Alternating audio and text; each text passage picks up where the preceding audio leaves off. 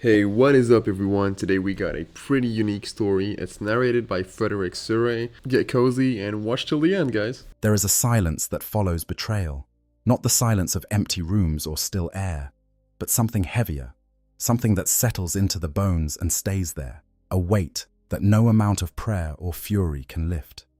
It is the silence that falls across a battlefield when a warrior looks across the carnage and sees, standing among the enemy, a face he once called brother, a face he once trusted with his life.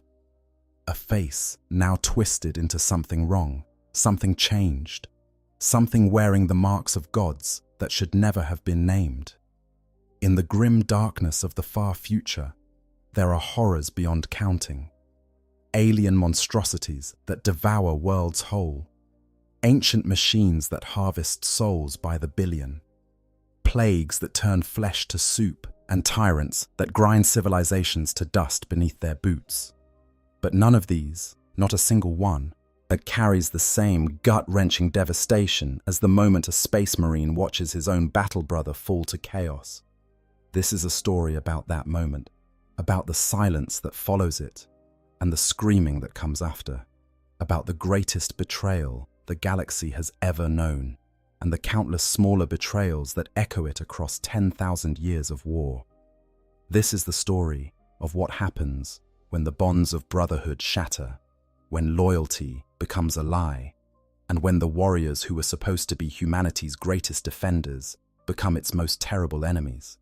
So settle in, let the sounds of the world around you fade, and let me take you to a place where the only thing worse than dying for your brothers is watching them choose to become something that can never be forgiven. To understand what it means for a battle brother to fall to chaos, you first have to understand what it means to be a battle brother in the first place. And that is no small thing, because the bonds between Space Marines are not the bonds that ordinary men and women share. They are not the friendships forged over meals and shared laughter, though there is some of that in the early years. They are not the camaraderie of soldiers who serve together for a few years before going their separate ways. They are something older and deeper and stranger than any of those things. A Space Marine begins his journey as a boy, a child plucked from his homeworld, often from the most brutal and unforgiving environments that humanity has managed to cling to in the 41st millennium.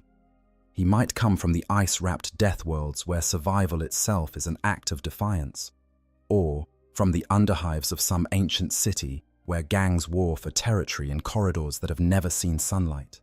He might be the son of a tribal warrior, raised to fight from the moment he could hold a weapon, or a feral child who survived through instinct and sheer, bloody-minded refusal to die.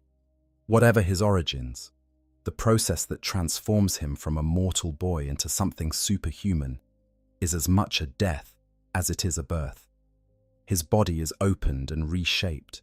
New organs are implanted, each one a marvel of biological engineering that traces its lineage back to the emperor of mankind himself. His bones are reinforced with ceramite-hard material. A second heart is placed within his chest. His blood is altered, his muscles enhanced, yet his very skeleton restructured to accommodate the massive frame that he will need to bear the weight of power armor. But the physical transformation, as extraordinary as it is, matters less than the bonds that are forged during the process. Because a boy does not go through this alone, he suffers alongside others. He trains alongside them. He bleeds alongside them. And when the weaker candidates fall, when their bodies reject the implants or their minds break under the strain of hypno-indoctrination, it is his surviving brothers who carry the memory of those who did not make it. By the time a Space Marine stands fully formed in his power armor for the first time, he has already shared more pain, more struggle, and more loss with his battle brothers than most humans experience in a lifetime. These are not men who simply serve together. They are men who were forged together, whose very flesh carries the same gene seed, whose bodies were rebuilt from the same genetic template laid down by their primarch thousands of years before they were born. And it goes deeper still. In the decades and centuries that follow their creation, Space Marines fight side by side across battlefields that would drive ordinary men to madness. They hold the line against horrors that have no name in any human language. They watch each other die and fight harder because of it. They learn to read the subtle shifts in a brother's posture that indicate fatigue or injury, the slight changes in breathing that signal pain being held in check, the almost imperceptible tightening of a grip on a bolter that means a warrior is steeling himself for one last charge. There is a term that the Adeptus Astartes use. They call it the bonds of brotherhood, but that phrase does not capture it, not really. It is more than brotherhood. It is a connection so deep and so fundamental that it becomes part of a Space Marine's identity. He does not simply fight alongside his brothers. He fights as part of them. When they advance, he advances. When they fall, a part of him falls with them. Their victories are his victories. Their shame is his shame. Their honor is his honor. This is why the fall of a battle brother to chaos is not merely a tactical loss or a strategic setback. It is an amputation. It is the severing of something that was never meant to be severed. It is a wound that bleeds not blood, but trust, and the scar it leaves behind never truly heals. Imagine, if you can, knowing a warrior for a century, fighting beside him through campaigns that spanned a dozen worlds, trusting him at your back when the enemy closed in from all sides, sharing the silence of the transport bays on the long voyages between war zones, when there was nothing to do but maintain weapons and remember the dead. Imagine knowing the sound of his voice as well as your own, knowing the cadence of his breathing in combat, knowing precisely how he would move in any given tactical situation, because you had watched him move that way 1,000 times before. Now imagine seeing him again, years or decades later, and finding that everything you knew about him has been hollowed out and replaced with something else. His armor, once bearing the proud heraldry of your chapter, is now defaced with symbols that make your eyes water and your stomach clench. His voice, once steady and familiar, now carries undertones that seem to come from somewhere other than his throat. His eyes, once clear and sharp with the focus of a warrior in his element, now glow with a light that has no natural source. He remembers you. That is the worst part. He remembers the campaigns you fought together, the enemies you slaughtered side by side, the oaths you swore in the flickering light of the Fortress Monastery's chapel. He remembers all of it, and he uses those memories as weapons, twisting them into arguments for why you should join him, why you should see the truth that he has seen, why you should abandon the corpse on the golden throne and embrace the power that courses through his corrupted veins. And somewhere inside you, beneath the psycho-conditioning and the decades of indoctrination, and the absolute certainty of your faith, a tiny voice whispers a question that no loyal Space Marine should ever have to answer. What if he is right? What if the Emperor truly has abandoned us? What if everything we have suffered and everything we have sacrificed has been for nothing? That question is the first crack in the armor of the soul. And chaos, patient as it is powerful, is always watching for cracks. The Imperium of man does not talk about this. The chaplains of the Adeptus Astartes do not preach sermons about the brothers who fell. The librarians do not record the names of the corrupted in their great tomes of history, or if they do, those entries are sealed behind wards and locks that are never meant to be opened. The official position of the Imperium, from the highest lord of terror to the lowest serf in a fortress monastery's kitchens, is that such things do not happen, that Space Marines do not fall, that the Emperor's finest are incorruptible, but they do fall. They have always fallen. And the galaxy has been shaped by those fallings in ways that most of its inhabitants will never understand. To find the origin of this horror, the first and greatest and most devastating moment when battle brothers turned upon each other, we have to go back. Back past the wars of the 41st millennium, past the long millennia of the Imperium's slow decay, past the founding of the Space Marine chapters and the codex that governs their organization. We have to go back 10,000 years, to a time when the galaxy was young in its suffering and the Imperium was still being built, a brick by bloody brick across the stars.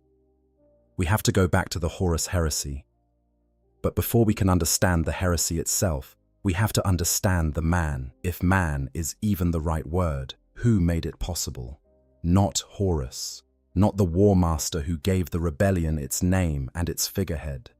The true architect of the greatest betrayal in human history was someone far less impressive on the surface, someone who would never have been remembered at all, if not for the depth of his treachery and the scope of his ambition. His name was Erebus, and he was the single most dangerous space marine who ever lived. The serpent in the garden. Erebus and the seeds of corruption.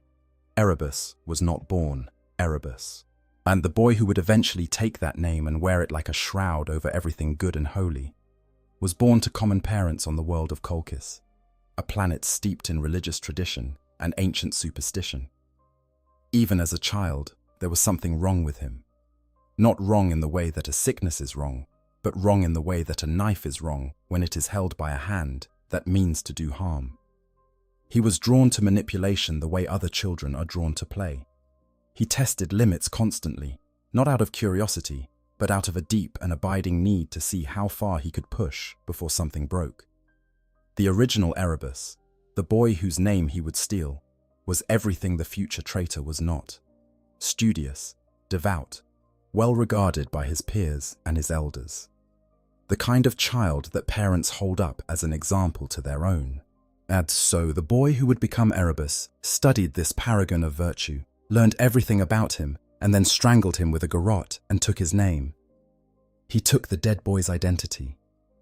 He replicated his facial tattoos, the distinctive markings that served as a badge of religious devotion on Colchis. And he walked into the dead boy's life as if he had always been there, smiling the smile of a child who had just discovered that the world was full of things that could be broken and that no one was watching. This was before the Space Marines found him, before the gene seed was implanted and the hypno-conditioning began, before he was elevated into the ranks of the Word-Bearers Legion, the 17th of the Emperor's great legions of superhuman warriors. All of that came later. But the darkness was there from the beginning, coiled in the center of him like a serpent waiting for the right moment to strike. When the Emperor came to Colchis and claimed Lorgar, the Primarch of the 17th Legion, Erebus was already positioned within the growing ranks of the Word-Bearers. He rose quickly, as he always did, playing the role of the devoted warrior and the faithful servant, with the same ease that he had played the role of the dead boy on Colchis. By the time the Great Crusade was in full swing, with the Emperor's legions sweeping across the galaxy to reunite the scattered worlds of humanity under a single banner, Erebus had achieved the rank of First Chaplain, the highest spiritual authority within the entire Word-Bearers Legion, and he had never stopped worshipping the old gods. This is the thing that makes Erebus so terrifying, so much more dangerous than the Primarchs who would eventually lead their legions to war against the Emperor. Erebus was not corrupted. He was not deceived. He was not manipulated by forces beyond his understanding. He chose chaos. He chose it before he ever became a Space Marine. He chose it with the full clarity of a mind that understood exactly what it was choosing and what the consequences would be. He was the hand of destiny, or so he called himself. The mortal instrument of the Chaos Gods in the material realm. And for decades, while the Great Crusade thundered across the stars and the Emperor's dream of a united humanity seemed within reach, Erebus worked in the shadows to tear it all apart. His first great act of corruption was aimed at his own Primarch. Lorgar Aurelian, the Primarch of the Word-Bearers, but was a being of immense psychic sensitivity and an almost desperate need to worship. He had built a faith around the Emperor, proclaiming him a god to every world the Word-Bearers brought into compliance. But the Emperor did not want to be worshipped. He had founded the Imperium on the principles of the imperial truth, a doctrine that rejected all forms of superstition and religion in favor of reason and science.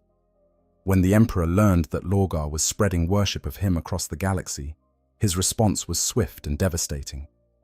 He came to the world of Monarchia, the jewel of the Word-Bearers' achievements, a city so beautiful and so devoted to the Emperor that it was called the Perfect City, and he destroyed it.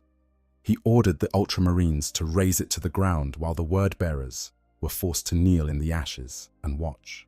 The Emperor then stood before Lorgar, the god rejecting the worship of his most devoted son, and told him that his faith was wrong, that there were no gods, that Lorgar's entire purpose was a lie. The humiliation broke something in Lorgar, and Erebus was there to pick up the pieces. Alongside Cor Phaeron, Lorgar's foster father and another secret devotee of the old gods of Colchis, Erebus whispered to the broken Primarch. He told Lorgar that there were gods in the universe, real gods, who not only accepted worship, but demanded it. He told him of the Chaos gods, of Khorne and Nurgle and Tzinch and Slanesh, beings of unimaginable power who dwelt in the roiling madness of the warp.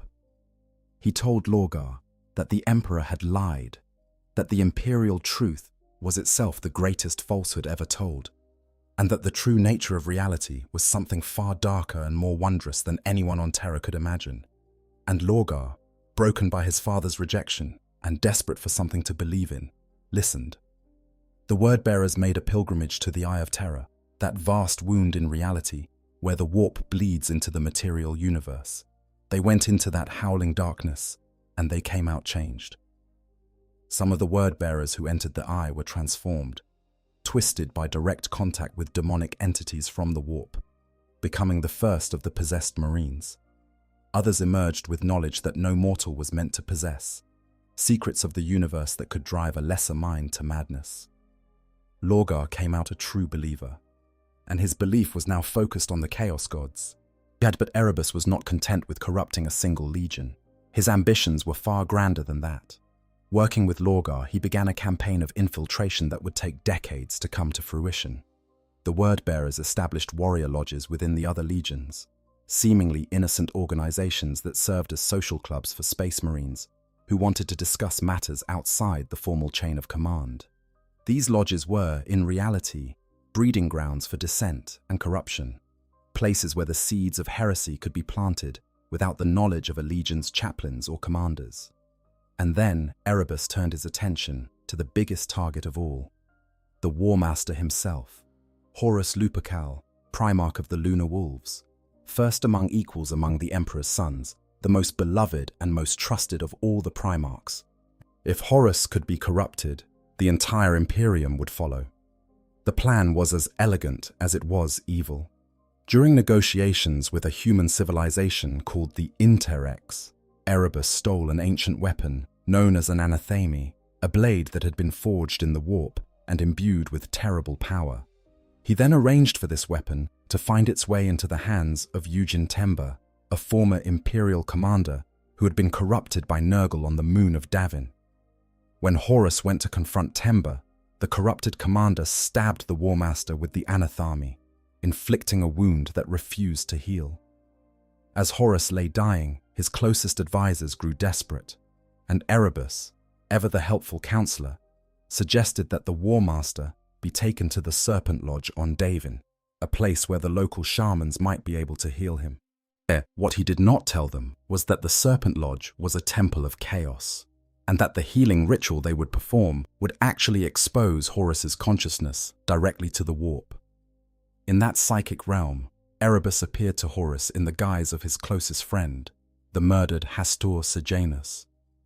He showed the War Master visions of the future, a future in which the Emperor sat upon a golden throne and was worshipped as a god, while the Primarchs who had conquered the galaxy in his name were forgotten and discarded. He showed Horus a galaxy in which everything the War Master had fought for had been twisted into something unrecognizable, a stagnant, decaying civilization that had abandoned the very principles it was founded upon. The visions were lies, of course, or perhaps they were truths twisted into something more useful. Well, the Chaos Gods are nothing if not creative with their deceptions. But to Horus, lying in the fevered grip of a warp-tainted wound, they felt absolutely real. And when he awoke, something fundamental had changed inside him. The War Master of the Imperium, the Emperor's most trusted son, had begun his long fall into darkness. What happened next would tear the galaxy apart. The moment of no return, Istvan, and the death of brotherhood. The first blood of the Horus heresy was shed not between loyalists and traitors, but between brothers who had fought side by side for centuries, and it was shed in the most intimate and devastating way imaginable. It was shed by Marines who had shared gene seed, shared training, shared victories and defeats, and the long silences between campaigns. It was shed by warriors who knew each other's names, who had saved each other's lives, who had stood vigil over each other's wounds in the Medici bays of strike cruisers. Istvan was where the mask came off. It was where the betrayal became real. To understand the horror of what happened on that world, you have to understand the position that Horus was in when he made his decision to openly rebel against the Emperor. By the time the War Master had been corrupted on Davin's moon, he commanded the loyalty of 4 Space Marine legions directly. His own lunar wolves, now renamed the Sons of Horus. The Emperor's children under Fulgrim, who had been corrupted by a demon weapon recovered from an alien world called Leia. The Death Guard under Mortarion, whose first captain, Callus Typhon, had been secretly corrupted by Erebus long before the heresy began. And the World Eaters under Angron, a Primarch so consumed by rage and pain from the neural implants called the Butcher's Nails that had been hammered into his skull, that he cared for nothing but slaughter and would follow anyone who promised him more of it. But here was the problem. Not every warrior in these 4 legions was ready to betray the Emperor. Even among the corrupted legions, there were Space Marines who still believed in the ideals of the Great Crusade, who still honored the oaths they had sworn to the Master of Mankind, who still felt the pull of duty and honor that had defined their existence since the day they were chosen for transformation. These loyalists had to be dealt with before the rebellion could begin in earnest. Horus devised a plan of breathtaking cruelty. But he would send the loyalist elements of his 4 legions to the surface of Istvan III under the pretense of putting down a rebellion against the Imperium by the Slaanesh corrupted planetary governor. Once the loyalists were deployed on the ground, committed to battle and unable to easily withdraw, loyalists would be dissolved where they loyalists would be dissolved where they stood, their flesh running like wax off bones that would themselves crumble to powder moments later. The plan was simple. The plan was efficient. The plan was the most monstrous act of fratricide that the galaxy had ever seen. And it almost worked. Approximately a third of the combined strength of the 4 legions was sent to the surface, a roughly 140,000 Space Marines who had been identified as too loyal to the Emperor, too committed to the old ideals of the Great Crusade, to ever be convinced to join Horus's rebellion. They dropped onto Istvan III in standard assault formations, believing they were fighting to bring a rebellious world back into Imperial compliance. They had no reason to suspect that anything was wrong. The orders had come through normal channels.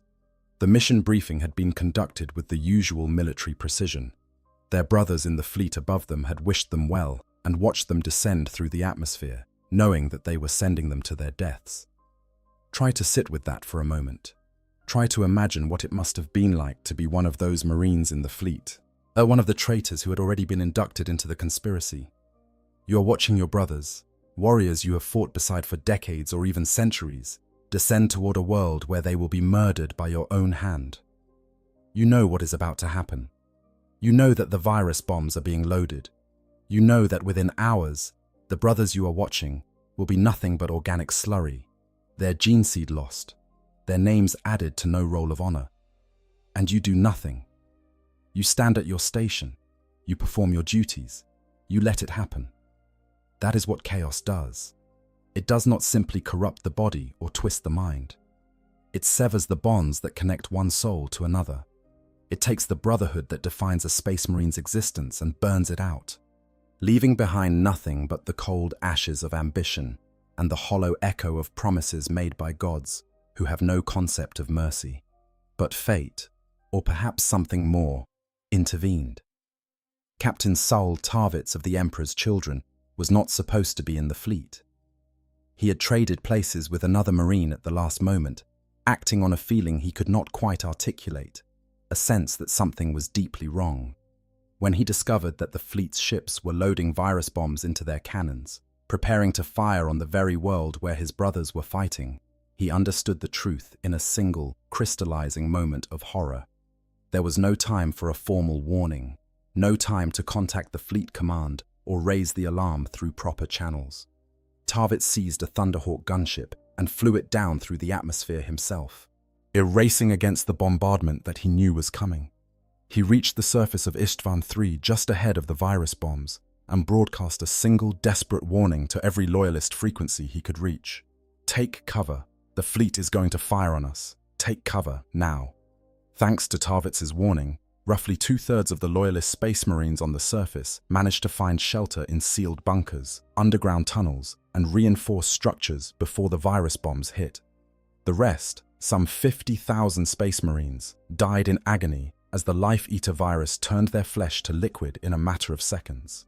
8 billion civilians on Istvan III died alongside them, their entire world reduced to a charnel house of putrefied organic matter. Horus, watching from orbit, ordered the ignition of the world's atmosphere. The methane gas, produced by the rapid decomposition of billions of tons of organic matter, was highly flammable, and a single lance strike from the fleet turned the entire surface of Istvan III into a raging firestorm that melted cities and turned oceans to steam. The psychic death scream of the 12 billion was said to have been louder than the Astronomicon itself, a sound that echoed in the warp for years afterward. But the loyalists in their bunkers survived, tens of thousands of them, battered and bewildered and filled with a rage that had no precedent in the history of the Space Marine legions. They emerged from their shelters into a landscape of ash and ruin, their boots crunching on the carbonized remains of the world they had come to save, and they looked up at the fleet that had tried to murder them, and they knew what their brothers had become. What followed was the first interlegionary war in the history of the Imperium. Brother fought brother in the ruins of the Coral City, the capital of Istvan III, in close-quarters combat that was more savage and more desperate than anything any of them had ever experienced. These were not faceless enemies they were fighting. These were warriors whose combat styles they had studied, whose strengths and weaknesses they knew intimately, whose voices they had heard in the training cages and the planning chambers and the long, quiet hours between battles. The Loyalists were led by 3 captains who would go down in history as some of the greatest heroes the Imperium ever produced. Garviel Loken of the Lunar Wolves, a warrior of immense personal integrity who had served in the Mournival, Ser Horus's own inner circle of advisors, before being marked for death because his loyalty to the Emperor was deemed too strong to be broken. Saul Tarvitz of the Emperor's Children, the unremarkable line officer who had become the most important man on the planet through a single act of extraordinary courage. And Tarik Torgadon, also of the Lunar Wolves, a warrior whose good humor and unshakable loyalty made him beloved by everyone who served alongside him. These 3 men, and the Marines who followed them, held the ruins of the Precentor's palace against everything the traitor legions could throw at them. They fought with the desperate fury of warriors who knew they were already dead, who knew that there would be no reinforcements, no rescue, no happy ending. They fought because fighting was all they had left, because the alternative was to kneel before brothers who had broken every oath they had ever sworn. The battle raged for months. The Loyalists, outnumbered by more than 2 to 1, used the ruined cityscape to their advantage, dragging their enemies into the kind of close-quarters urban warfare where superior numbers counted for less. They fought from rubble piles and collapsed buildings, from sewer tunnels and underground chambers, from every piece of cover that the devastated landscape could offer. They made the traitors pay for every meter of ground in blood. Angron, the Primarch of the World Eaters, had thrown himself into the ground assault against Horus's explicit orders, too consumed by the blood rage of the butcher's nails to wait for the virus bombs to do their work. Eaters attacked without coordination. Eaters attacked without coordination, without strategy, without anything resembling a plan.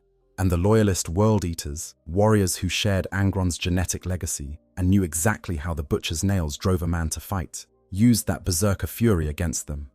But in the end, numbers told.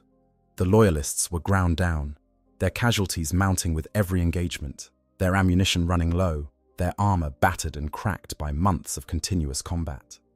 One by one, the pockets of resistance were eliminated.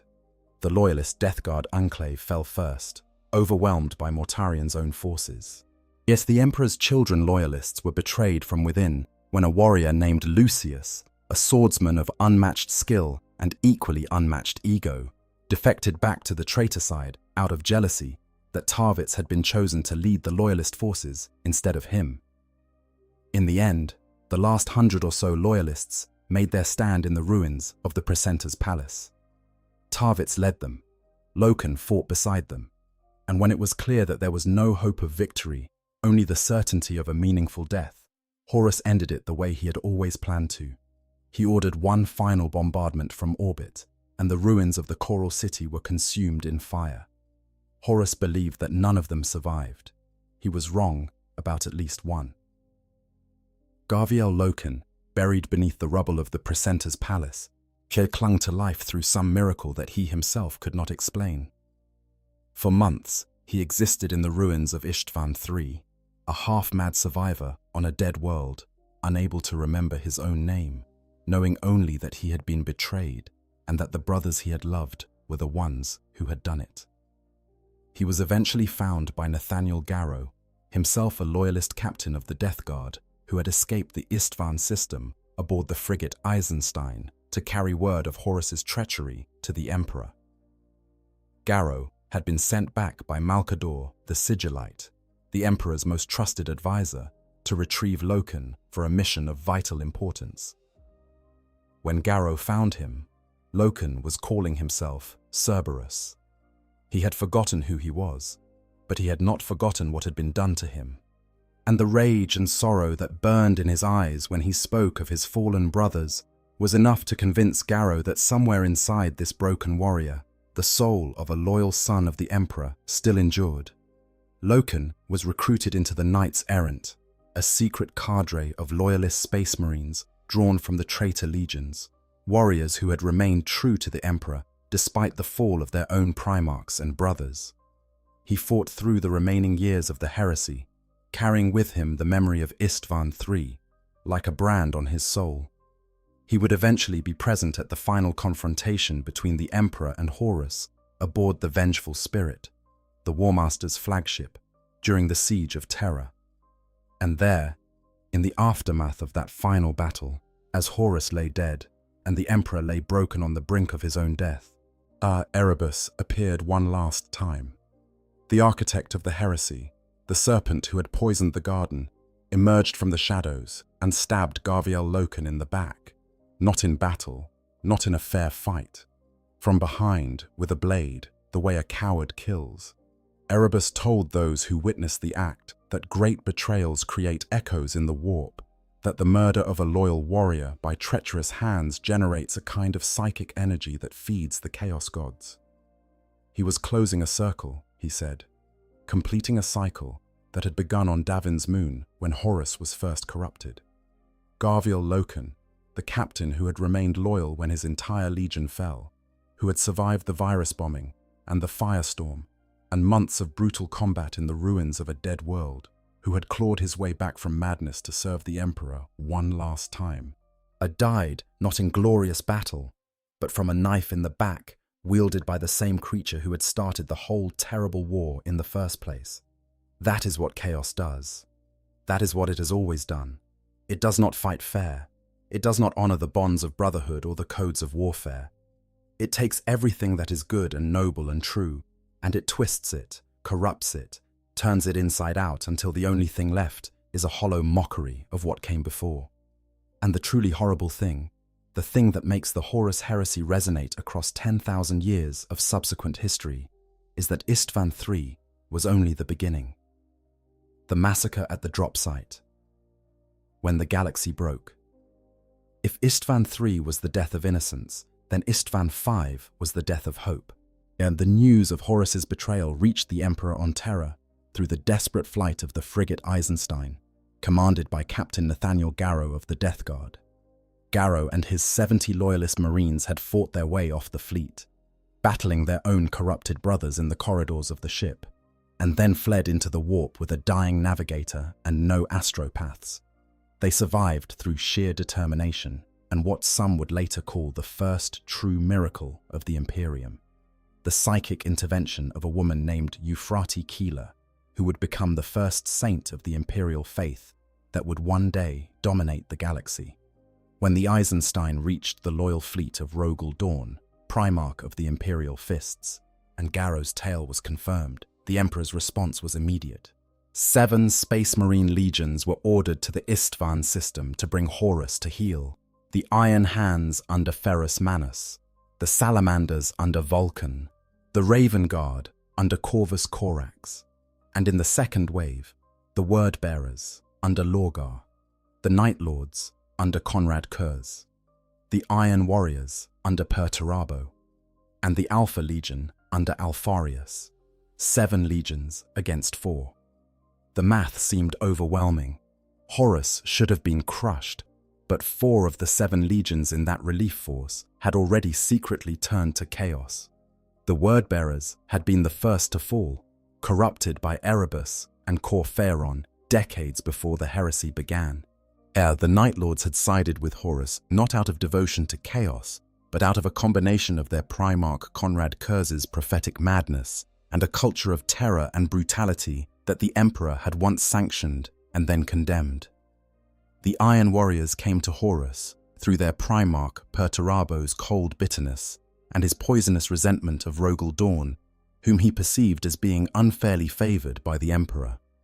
And the Alpha Legion, the most enigmatic and least understood of all the legions, joined the rebellion for reasons that remain unclear to this day, possibly because an ancient alien organization called the Cabal had convinced Alfarius that Horus's victory would ultimately lead to the destruction of chaos itself.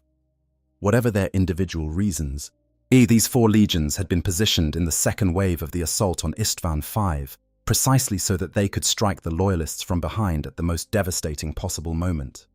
The first wave landed on the volcanic surface of Istvan V, dropping into a landscape of black rock and choking ash under skies stained red by industrial pollution and the fading light of a dying sun. Ferrus Manus led the charge, driving his iron hands directly into the heart of the traitor position, his rage at Horus's betrayal so great that it overrode the tactical caution that should have governed a force operating in unfamiliar terrain against entrenched opposition. Ferrus Manus had a personal grievance with Fulgrim, the Primarch of the Emperor's children. The two had once been close friends, brothers in every sense that mattered, and Fulgrim had attempted to convince Ferrus to join the rebellion before the fighting began. When Ferrus refused, when he chose loyalty to the Emperor over his friendship with Fulgrim, the bond between them shattered. And now, on the killing fields of Istvan V, that broken bond would be written in blood. The battle was savage from the first moment. The Iron Hands, driven by their Primarch's fury, punched deep into the Emperor's children's lines, their Morlocks Terminators, the elite of the 10th Legion, cutting through the corrupted Marines with the efficiency of warriors who had trained for centuries for exactly this kind of close-quarters slaughter. I want to take a quick moment here to just share something with you. Out of everything in this entire topic, the thing that sticks with me most is Ahriman. Every other fall to chaos you can point at something ugly, ambition, rage, jealousy, pride, but Ahriman just loved his brothers. That was it. He watched them mutate and suffer, and he couldn't sit there and do nothing. And his reward for caring too much was turning every single one of them to dust.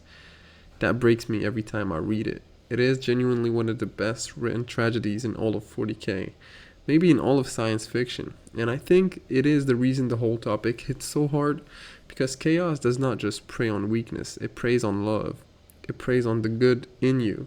And that is way more terrifying than any demon or mutation or dark ritual could ever be. But anyways, that's just my 2 cents. Let's get back to the video. The salamanders hit the left flank, Vulcan leading his sons with the steady, implacable determination that defined the 18th Legion. The Raven Guard struck the right, a Corvus Corax, using his legion's expertise in rapid assault and surgical strikes to exploit weaknesses in the traitor defensive line. For a brief, shining moment, it seemed like the Loyalists were winning. The traitors were giving ground. The first wave was pushing deeper and deeper into the enemy position. Victory seemed possible, and then the second wave arrived.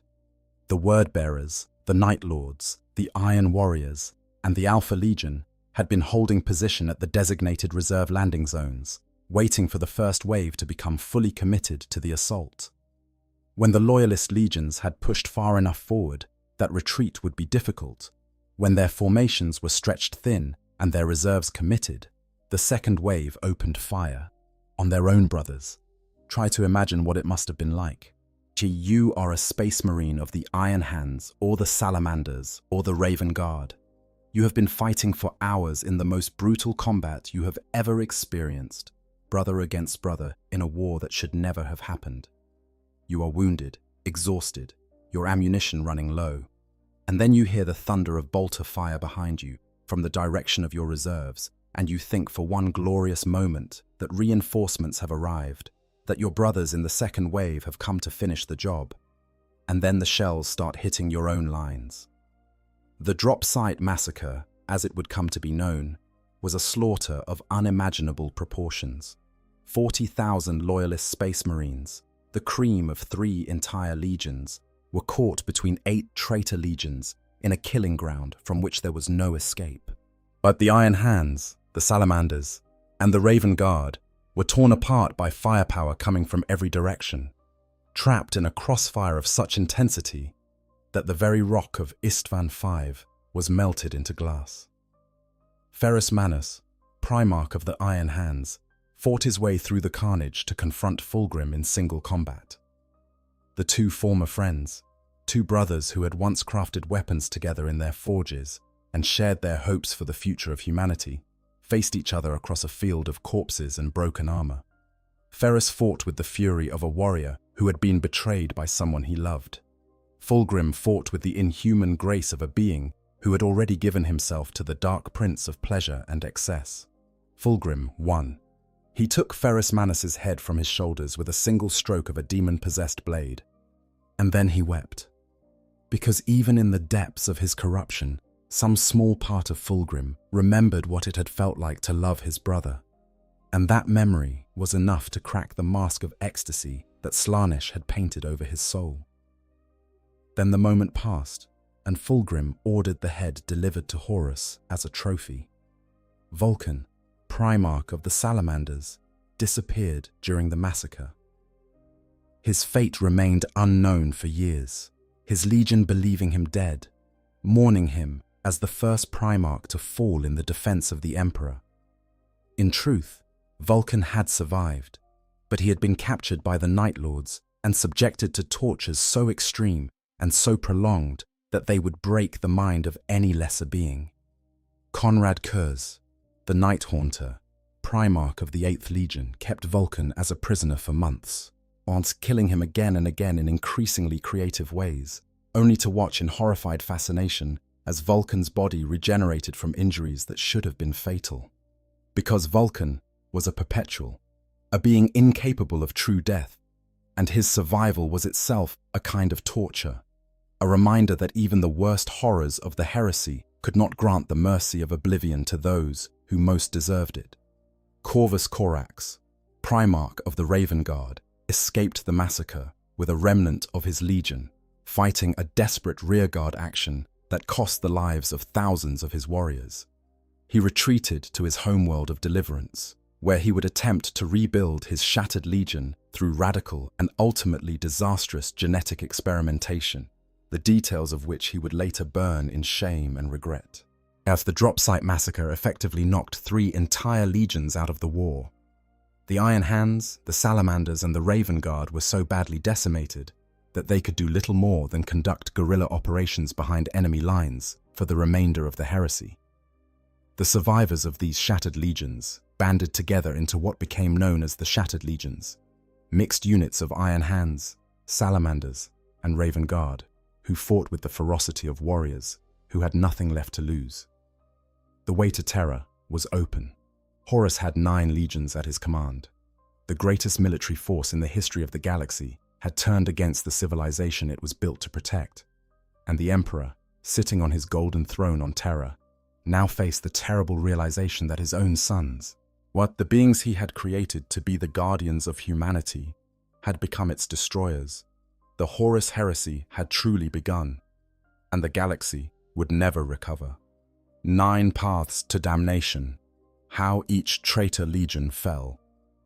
Every legion that turned traitor during the Horus heresy did so for different reasons, and understanding those reasons is crucial to understanding how the bonds of brotherhood can be broken.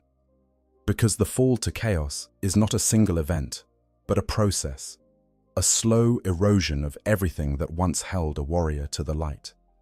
It is different for each individual, each chapter, each legion.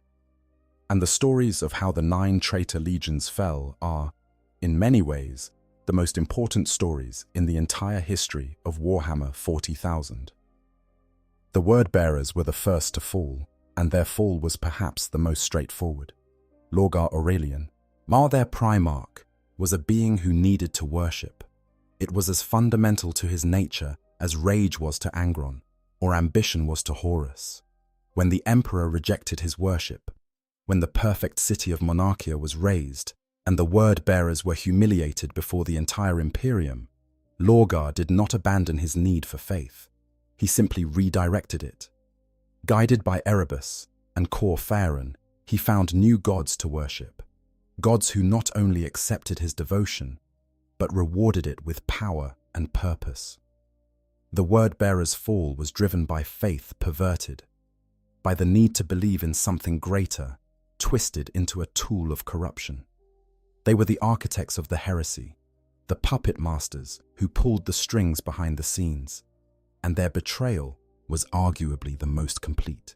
They did not simply rebel against the Emperor, but they dedicated themselves body and soul to the destruction of everything he represented.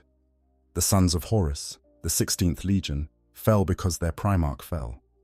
Horus Lupercal was the War Master, the first among equals, the being who had been entrusted with the command of the entire Great Crusade when the Emperor returned to Terra to work on the secret project that would later be revealed as the Golden Throne.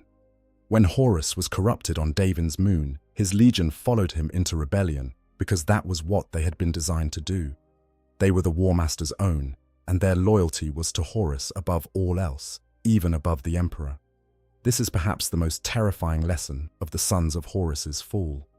Their loyalty was not corrupted. It was exploited. They followed their Primarch because that was what good soldiers do, and their Primarch led them into damnation. The Emperor's children, the 3rd Legion, fell through the pursuit of perfection taken to its most extreme and terrible conclusion. Fulgrim was a Primarch obsessed with excellence in all things, with the attainment of absolute perfection in every endeavor, whether it was warfare, art, diplomacy, or personal conduct. This obsession made the Emperor's children the most disciplined and the most accomplished of all the legions, but it also made them vulnerable to the whispered promises of Slanesh, the chaos god of excess and sensation. When Fulgrim recovered an alien blade from the world of the Lair, a weapon that was actually a prison for a demon of Slanesh, the corruption began. It started with subtle changes, a desire for more elaborate armor, more refined tactics, more exquisite experiences.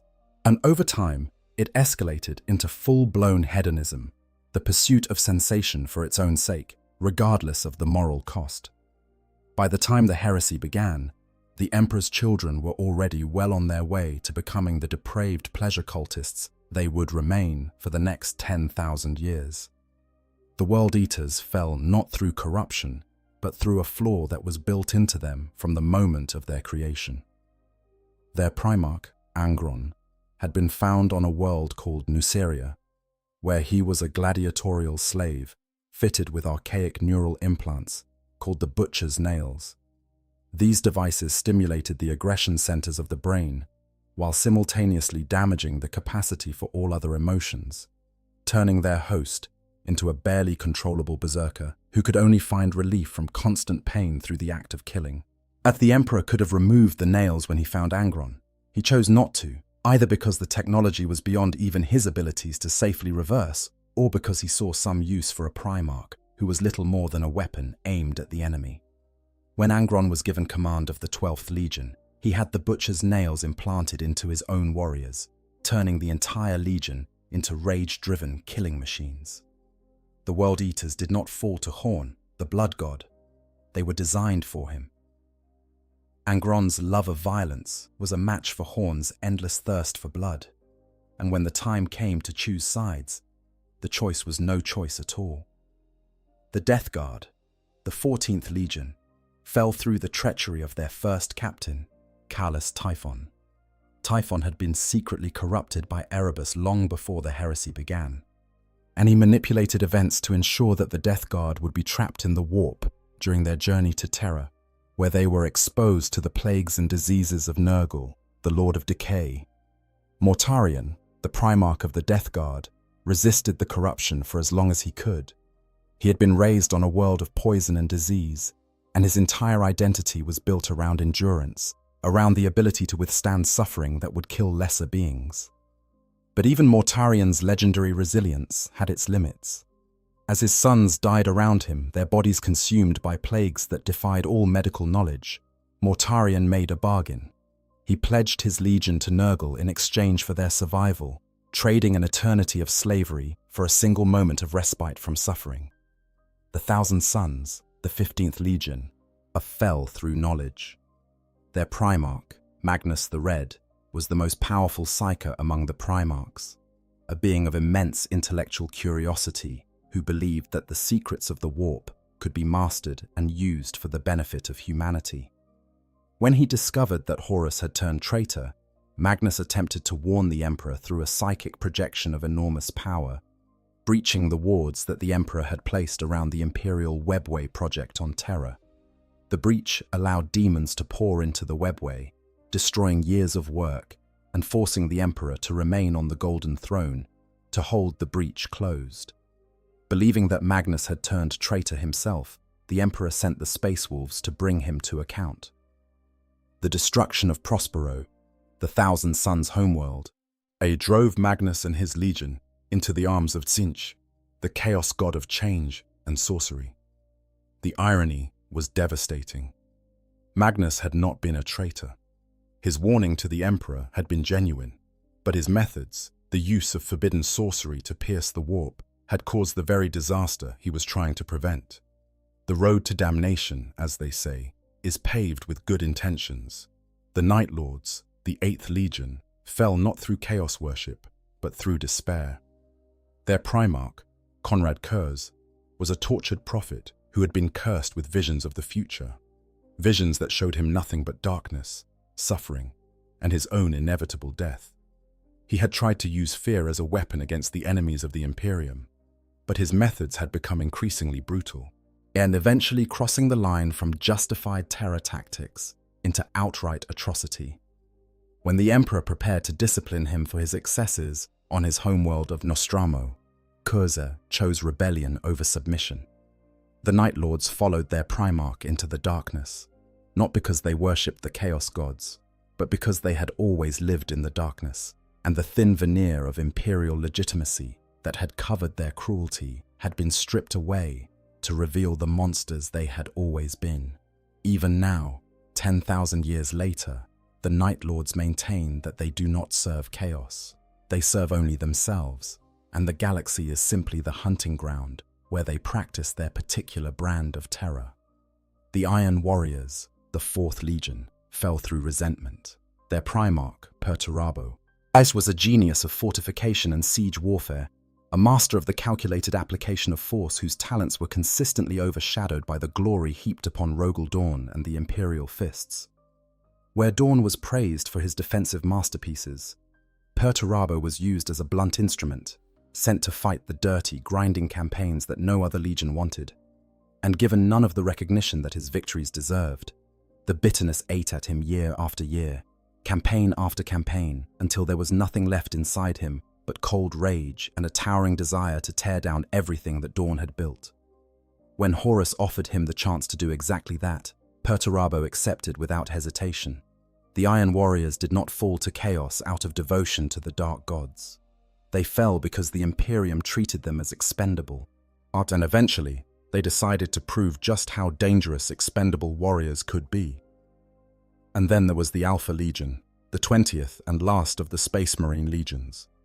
The Alpha Legion's reasons for joining the heresy remain the most debated topic in all of Warhammer 40,000 lore. Their Primarch, Alpharius, and his twin brother, Omegon, were masters of deception, infiltration, and misdirection. They operated through a web of false identities, sleeper agents, and multi-layered plans so complex that even their own warriors sometimes lost track of which side they were supposed to be on. According to some accounts, Alpharius joined Horus after an ancient organization called the Cabal revealed a prophecy to him, a prophecy that claimed Horus's victory would ultimately lead to the extinction of humanity and, with it, the destruction of the Chaos Gods themselves. Alpharius may have joined the traitors, not because he believed in chaos, but because he believed that a traitor victory was the only path to Chaos's eventual defeat. Or perhaps that was itself another layer of deception, and the Alpha Legion's true motives were something else entirely. With the Alpha Legion, nothing is ever what it seems. 9 legions, 9 paths to damnation. And in each case, the fall began not with some grand moment of evil, but with something achingly human. Wounded pride, misdirected faith, a desperate need for answers, a lifetime of resentment, the inability to let go of a grievance, the willingness to follow a leader you love even when he leads you somewhere you should not go. This is perhaps the most disturbing lesson of the Horus heresy. The traitor legions were not populated by monsters.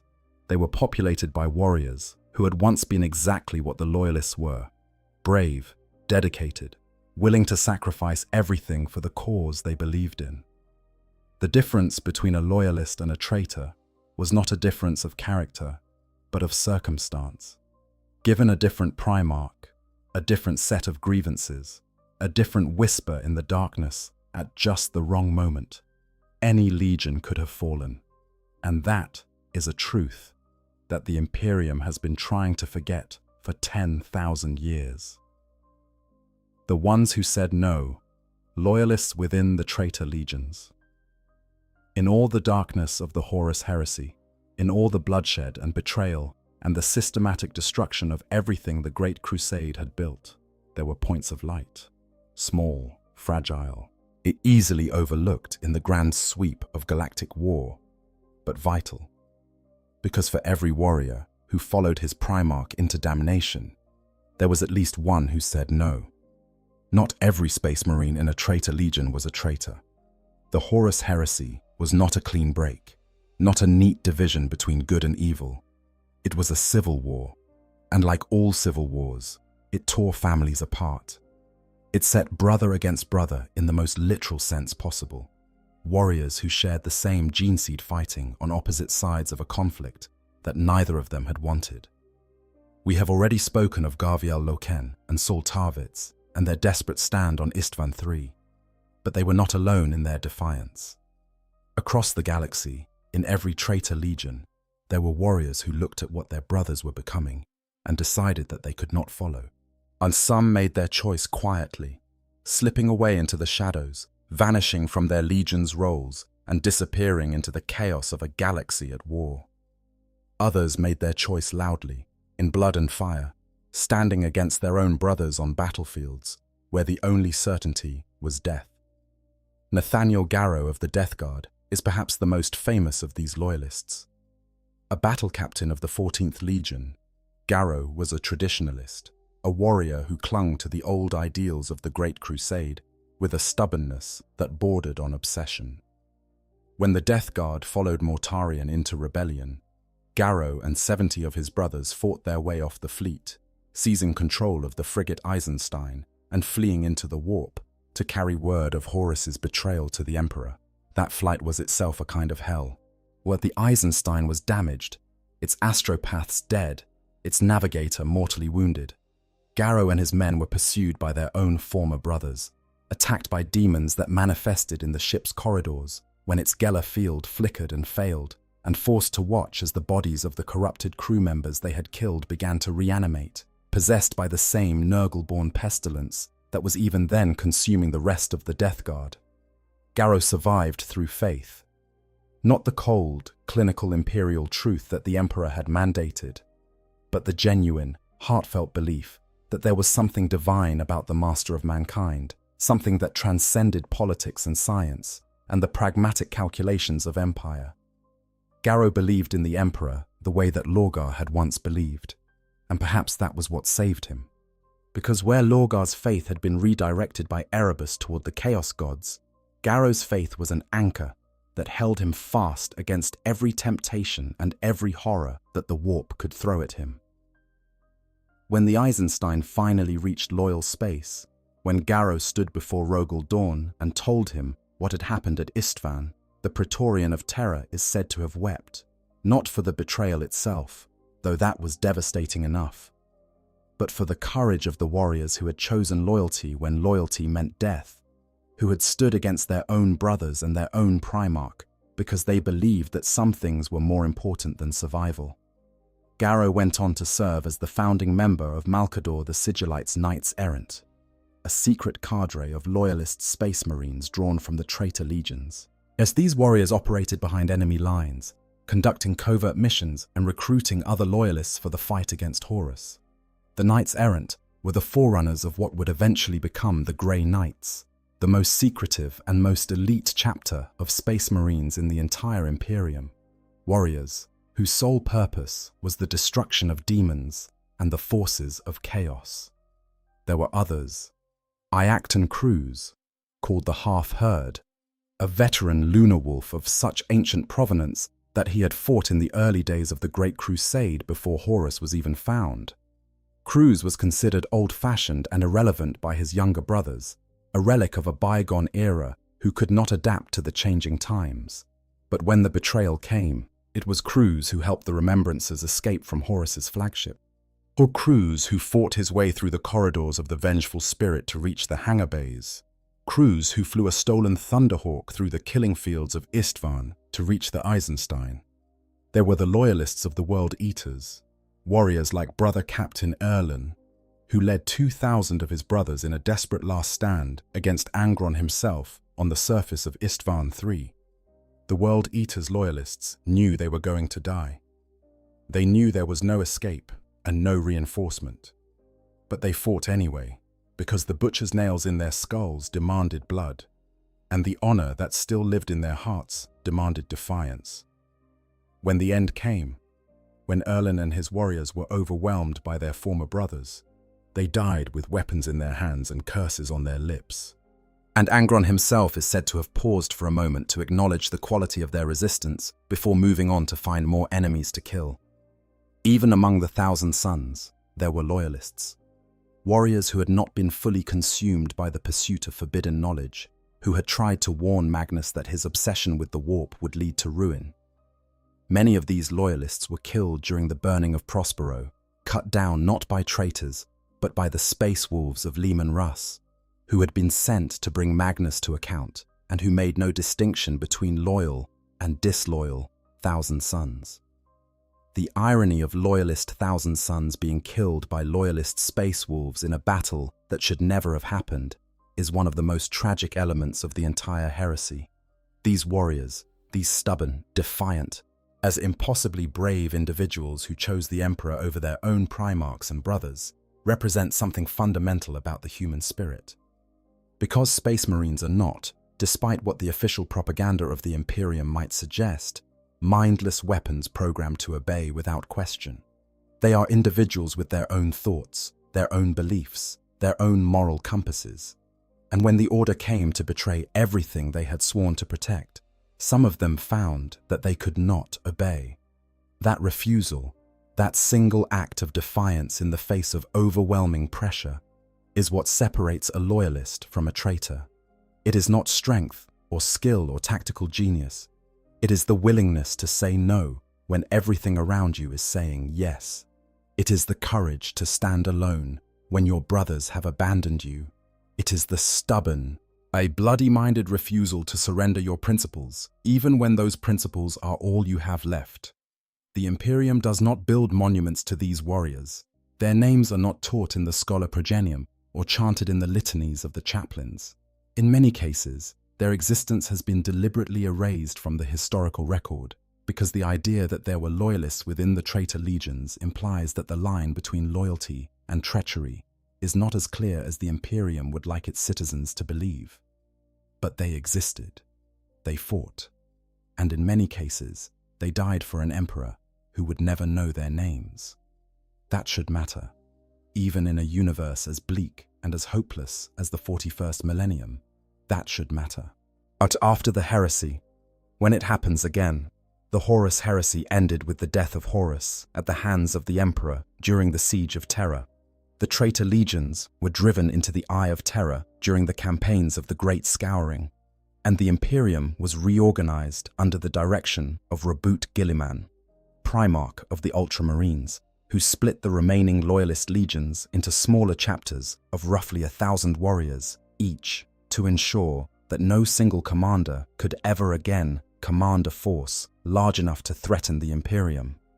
The assumption was that the age of betrayal was over, that the heresy had been a singular event, a catastrophe that could never be repeated, because the systems and safeguards put in place after its conclusion would prevent any future corruption of the Adeptus Astartes.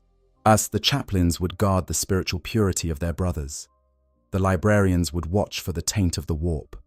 The Inquisition, founded in the aftermath of the heresy for precisely this purpose, would maintain eternal vigilance against the enemies within. It was a comforting belief. It was also a lie. Because chaos does not give up. Chaos does not respect the boundaries that mortals draw around themselves or the institutions they build to keep the darkness at bay. Chaos is patient, endlessly patient, and it has 10,000 years to find the cracks in any armor. In the millennia since the Horus heresy, entire chapters of once loyal space marines have fallen to chaos. Not just individual warriors, but whole organizations, hundreds or thousands of superhuman soldiers who turned their backs on the Emperor and pledged themselves to the dark gods. Some of these fallings were slow, gradual processes that took centuries to come to fruition. Others were sudden and catastrophic, a single moment of crisis that tipped an entire chapter over the edge. Perhaps the most famous post-heresy falling is the story of the Astral Claws and their chapter master, Luft Huron. The Astral Claws were a loyalist chapter raised during the 10th founding, created specifically to guard the region of space around the Maelstrom, a vast warp rift in the Ultima Segmentum that served as a base for pirates, renegades, and other enemies of the Imperium. For centuries, they did their job well, while patrolling the borders of the Maelstrom and destroying the threats that emerged from its swirling depths. But Huron was not a man content to simply stand guard. He was brilliant, ambitious, and increasingly convinced that the Imperium's bureaucracy was failing to provide the resources needed to properly defend the Maelstrom zone. He began hoarding planetary tithes that should have been sent to the Administratum on Terra, arguing that the resources were needed locally and that the distant authorities on Terra did not understand the realities of frontline defense. He expanded his authority beyond the boundaries of his chapter's mandate, claiming governorship of the entire Badab sector and appointing himself its military ruler. When the Imperium sent investigation fleets to find out why their tithes were not being delivered, and Huron destroyed them. This act of defiance, the first open rebellion by a Space Marine chapter since the Horus heresy, sparked a conflict that would become known as the Badab War. 3 other chapters, the Executioners, the Lamenters, and the Mantis Warriors, sided with Huron out of a combination of personal loyalty, sworn oaths, and genuine belief that his cause was just. The Imperium responded with overwhelming force, dispatching multiple loyalist chapters to crush the rebellion. The Badab War lasted 12 years, from 901 to 912 in the 41st millennium, and it was as brutal and bloody as any conflict between space marines. Brothers who had trained together, who had fought the same enemies and sworn the same oaths, now faced each other across lines of trenches and barricades, or their bolters speaking death to warriors who wore the same imperial aquila on their shoulder guards. In the end, the loyalists prevailed. Huron was struck down during the final assault on Badab Primaris, the right side of his body destroyed by a melter blast from a dying Star Phantom's captain. The executioners, lamenters, and mantis warriors were eventually forgiven by the Imperium, their involvement attributed to misguided loyalty rather than genuine corruption, and they were sentenced to penitent crusades to atone for their sins. But Huron did not die. The surviving astral claws, roughly 200 of them, fled into the maelstrom with their broken chapter master, and there, hovering between life and death, Huron made a bargain with the powers of the warp. He traded his soul and the souls of his remaining warriors for survival, or pledging himself to the Chaos Gods in exchange for the power to rebuild and to take revenge on the Imperium that he believed had betrayed him. When he emerged from the maelstrom, he was no longer Luft Huron, chapter master of the Astral Claws. He was Huron Blackheart, lord of the Red Corsairs, a pirate king who commanded a fleet of renegades and traitors that would grow over the following centuries to rival the strength of a pre-heresy space marine legion. His body was rebuilt with bionics, half machine, half corrupted flesh, and a demonic familiar called the Hamadria accompanied him everywhere, a visible symbol of the bargain he had struck and the price he had paid. The transformation of the Astral Claws into the Red Corsairs follows a pattern that has repeated itself throughout Imperial history. It begins with a legitimate grievance. First, the Astral Claws were genuinely under-resourced. The Maelstrom was genuinely dangerous. Huron's arguments about the need for local autonomy were not unreasonable, but the grievance becomes an excuse. The excuse becomes a justification. The justification becomes a slide into behaviors that would once have been unthinkable. And eventually, the warrior who began his journey as a loyal servant of the Emperor finds himself standing on the other side of a line that he swore he would never cross, wearing the marks of gods that he once fought against, and wondering how he got there. The Astral Claws were not the only chapter to fall after the heresy. The rolls of the excommunicate Traitoris are long and bloody, filled with names that were once spoken with pride and are now spoken only as curses. The Crimson Sabers. They are driven to corruption by exposure to the warp during a campaign against Chaos cultists. The Judged, a Black Templar's successor that was driven mad by the very zeal that was supposed to protect them. Dozens of chapters, hundreds of names, thousands of warriors who were supposed to be humanity's greatest defenders and became its greatest enemies. And then there are the Dark Angels. The story of the Dark Angels is perhaps the most heartbreaking of all, because it is a story that has been playing out for 10,000 years and shows no sign of ending. During the closing days of the Horus Heresy, while the Lionel Johnson and the bulk of his legion were fighting their way back to Terra, the Dark Angels' homeworld of Caliban was torn apart by a civil war between the loyalist and traitor elements of the chapter's garrison. Luther, who had been Johnson's mentor and closest friend, had been corrupted by the Dark Gods during the long years of isolation on Caliban, and he turned a significant portion of the garrison to his cause. When Johnson returned to Caliban and discovered the betrayal, he ordered an orbital bombardment that ultimately destroyed the entire planet. In the aftermath, a warp storm scattered the traitor Dark Angels, known as the Fallen, across time and space. Some were hurled forward into the far future. Others were thrown backward into the past. Many ended up in the current timeline of the 41st millennium, where they pursue their own agendas, some repentant, some unrepentant, some fully given over to chaos, and some simply trying to survive in a galaxy that wants them dead.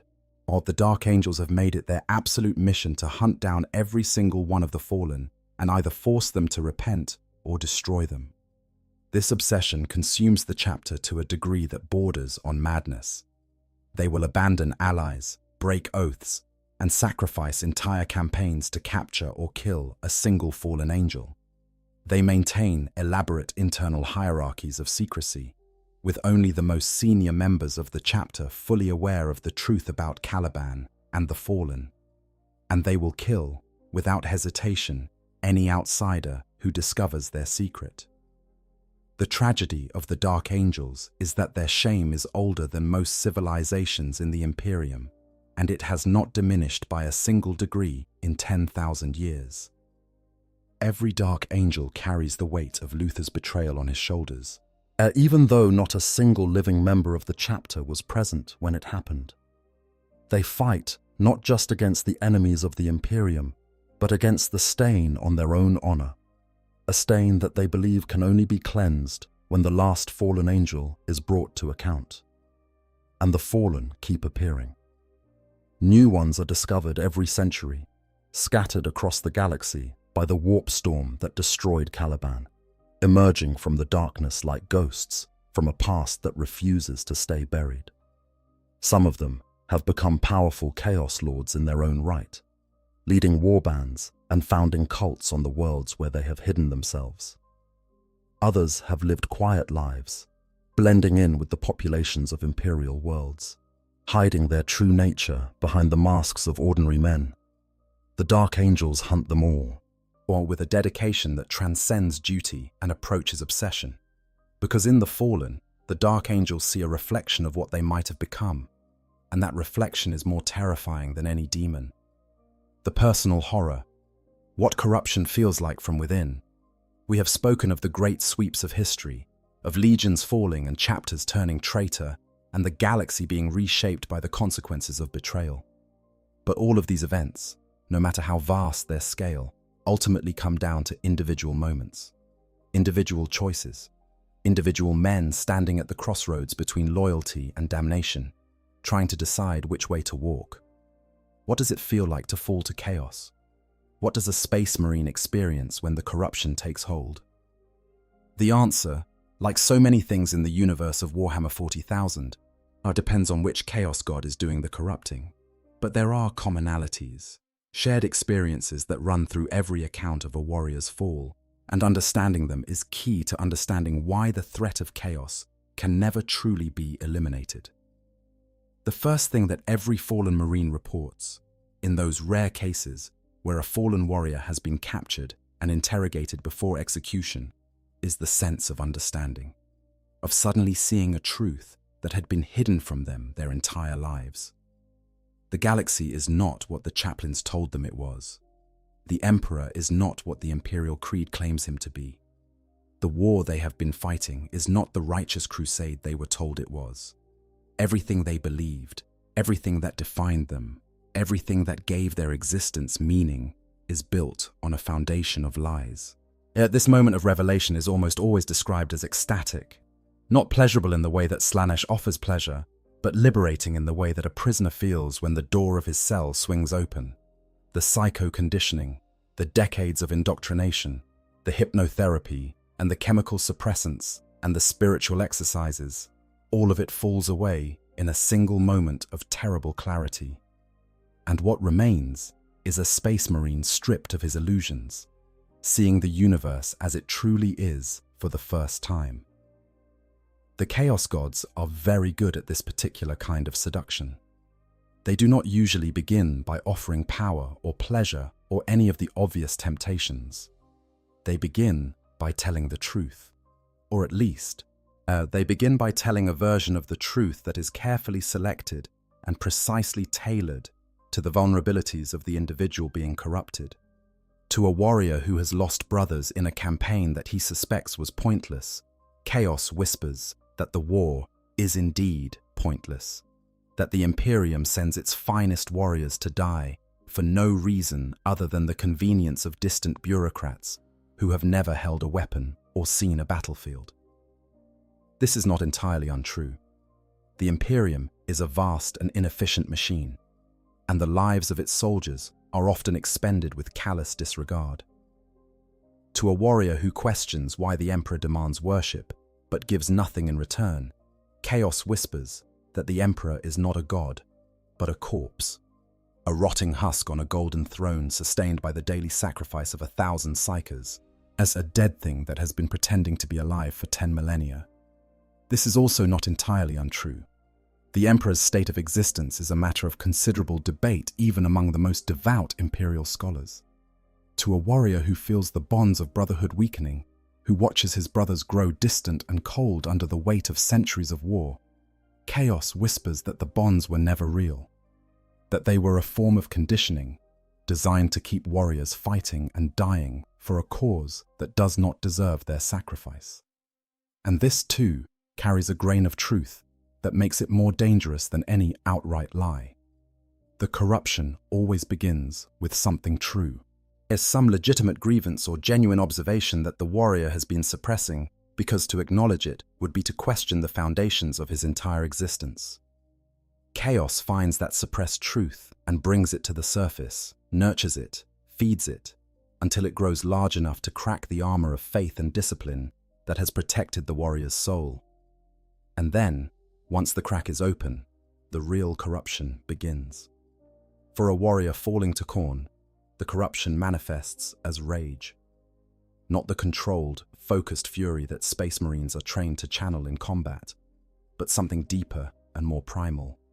An anger that has no specific target and no specific cause. An anger that simply exists, burning in the center of the warrior's being like a fire that cannot be extinguished. At first, the rage is intoxicating. It makes the warrior feel powerful, invincible, more alive than he has felt in centuries. Every battle becomes a transcendent experience, every kill a moment of pure, crystalline satisfaction. The warrior finds himself seeking out combat, not because duty demands it, but because the rage demands it, because the only thing that quiets the fire inside him is the sound of bones breaking and the sight of blood spraying from severed arteries. The chaplains might notice changes. A warrior who volunteers for every dangerous mission. A warrior whose combat drills are more aggressive than they should be. A warrior who seems unable to stop fighting even when the enemy is defeated, who continues to hack at corpses long after the last breath has left them. These are warning signs, and a vigilant chaplain might catch them in time, but Khorne is patient, and the rage grows slowly. By the time the warrior realizes what is happening to him, he has already crossed a line that cannot be uncrossed. He has killed a brother in a training accident that was not quite an accident. He has disobeyed orders because the order was to retreat, and the rage would not let him retreat. He has begun to hear a voice in the back of his mind, a deep, rumbling voice that speaks only one word, repeated endlessly, insistently, with the force of a hammer striking an anvil. Blood. For a warrior falling to Nurgle, the corruption is quieter and far more insidious. It begins not with rage, but with despair. A weariness that goes deeper than physical exhaustion. A bone-deep tiredness with the endless cycle of war and death and suffering that defines existence in the 41st millennium. The warrior looks at the galaxy and sees nothing but decay, nothing but entropy, nothing but the slow and inevitable collapse of everything that has ever been built. And Nurgle, the grandfather of disease, the lord of rot and regeneration, offers a way out of that despair, not through victory, not through hope, but through acceptance. Accept that everything decays. Accept that suffering is the natural state of existence. Accept that there is no cure for the disease of life, only the treatment of resignation. And in that acceptance, find a kind of peace. A bloated, diseased, horrifying peace, but peace nonetheless. Nurgle's corruption manifests physically in ways that are unmistakable. The warrior's flesh begins to soften, to swell, to take on a greenish tinge that speaks of infection and putrefaction. Wounds that should heal in hours fester for days. The pain that once sharpened his focus becomes a constant companion, a dull ache that never quite goes away, but never quite becomes unbearable either. And the warrior discovers, to his horror, that he no longer cares. The disgust that he should feel at the changes in his body is muted, softened, replaced by a gentle indifference that feels like the kindest thing anyone has ever offered him. Nurgle loves his followers. That is the most disturbing thing about him. Where Khorne demands and Tzeentch manipulates and Slaanesh seduces, Nurgle offers what appears to be genuine affection. He takes the broken, the exhausted, the despaired, and he gives them a family. A diseased, rotting, shambling family of plague bearers and pestilence, but a family nonetheless. And for a warrior who has lost his brothers to war and his faith to doubt, the offer of belonging, even to something as horrifying as Nurgle's garden, can be almost impossible to refuse. For a warrior falling to Tzeentch, the corruption takes the form of knowledge, a hunger for understanding that goes beyond curiosity and becomes obsession. The warrior begins to see patterns in the chaos of the battlefield, connections between events that seem unrelated, threads of cause and effect that stretch across centuries and light years. He begins to question the decisions of his commanders, not out of insubordination, but out of a genuine belief that he can see further than they can, that his understanding of the situation is more complete than theirs. Tzeentch feeds this hunger with visions of the future, of fragments of prophecy that are just accurate enough to be convincing and just vague enough to be interpreted in whatever way serves the changer of ways' purposes. The warrior begins to make decisions based on these visions, adjusting his behavior to account for events that have not yet happened. And when the visions prove accurate, as they sometimes do, his faith in his own abilities grows. He becomes convinced that he is special, that he has been chosen, that the universe has revealed its secrets to him and him alone. The mutations come later. Tzeentch's gifts are as changeable as the god himself, and they manifest in ways that are as fascinating as they are horrible. Extra eyes that see in spectrums beyond the visible, fingers that elongate into writhing tentacles capable of manipulating objects at a distance, and a third arm that grows from the warrior's back, its hand perpetually wreathed in warp fire. The warrior tells himself that these changes are improvements, that they make him more capable of carrying out the will of the god who has favored him. But deep down, in the part of his mind that has not yet been consumed by the hunger for knowledge, he knows that he is being consumed. And for a warrior falling to Slaanesh, the corruption is the most seductive and the most complete. It begins with sensation, not pleasure necessarily, at least not at first. Simply an enhanced awareness of the physical world. Colors become more vivid, sounds become more textured.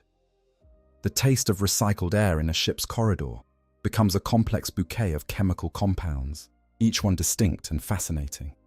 The warrior finds himself noticing details that he never noticed before, experiencing moments of intense clarity that make everything else seem dull by comparison.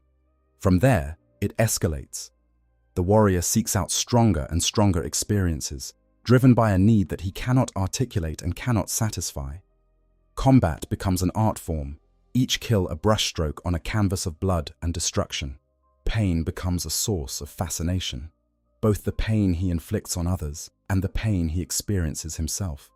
The boundaries between pleasure and agony blur and eventually disappear, replaced by a single, overwhelming desire for more.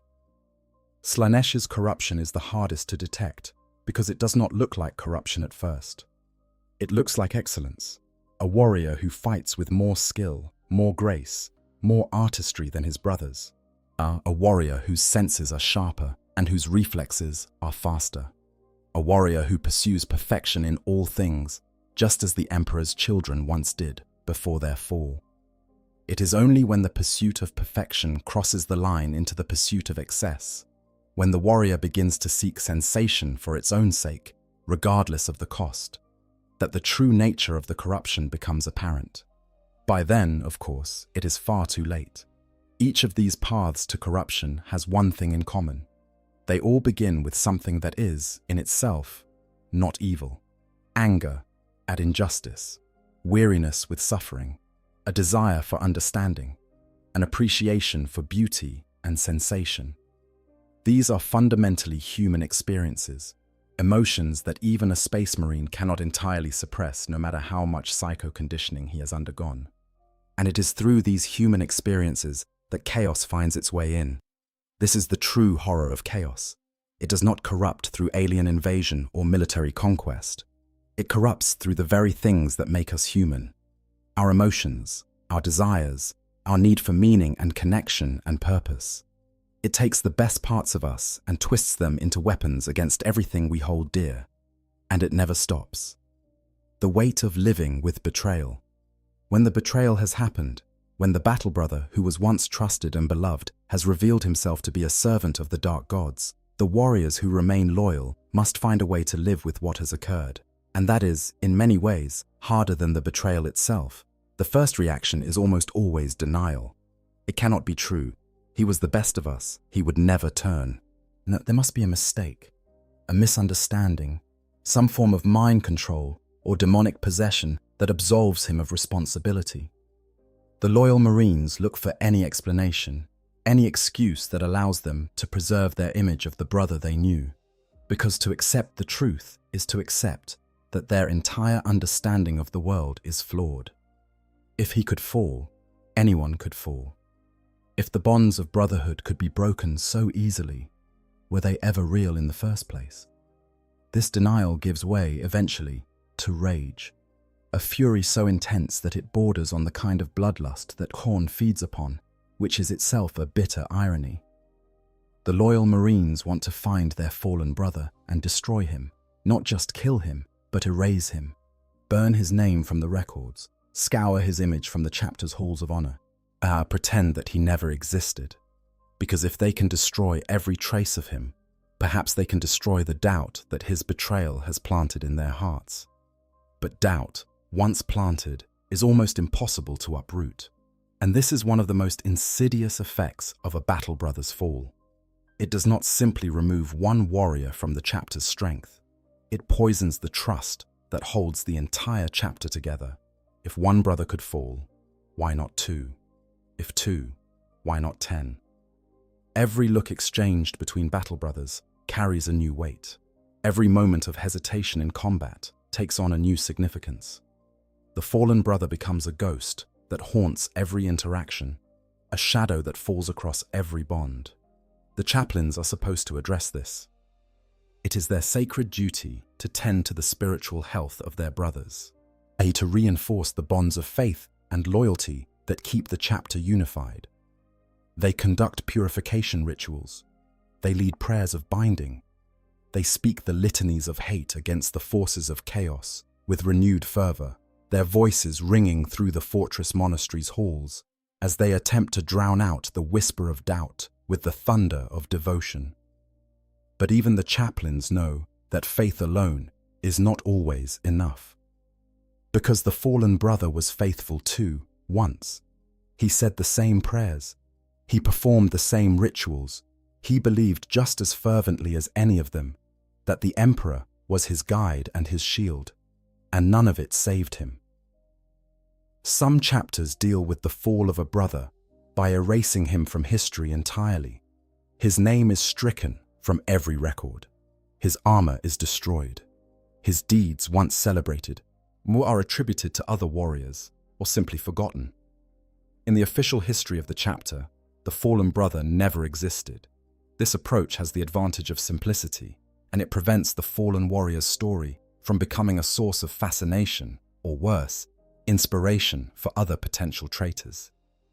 But it also means that the lessons of his fall are lost, and without those lessons, the chapter is condemned to repeat the same mistakes. Other chapters take the opposite approach.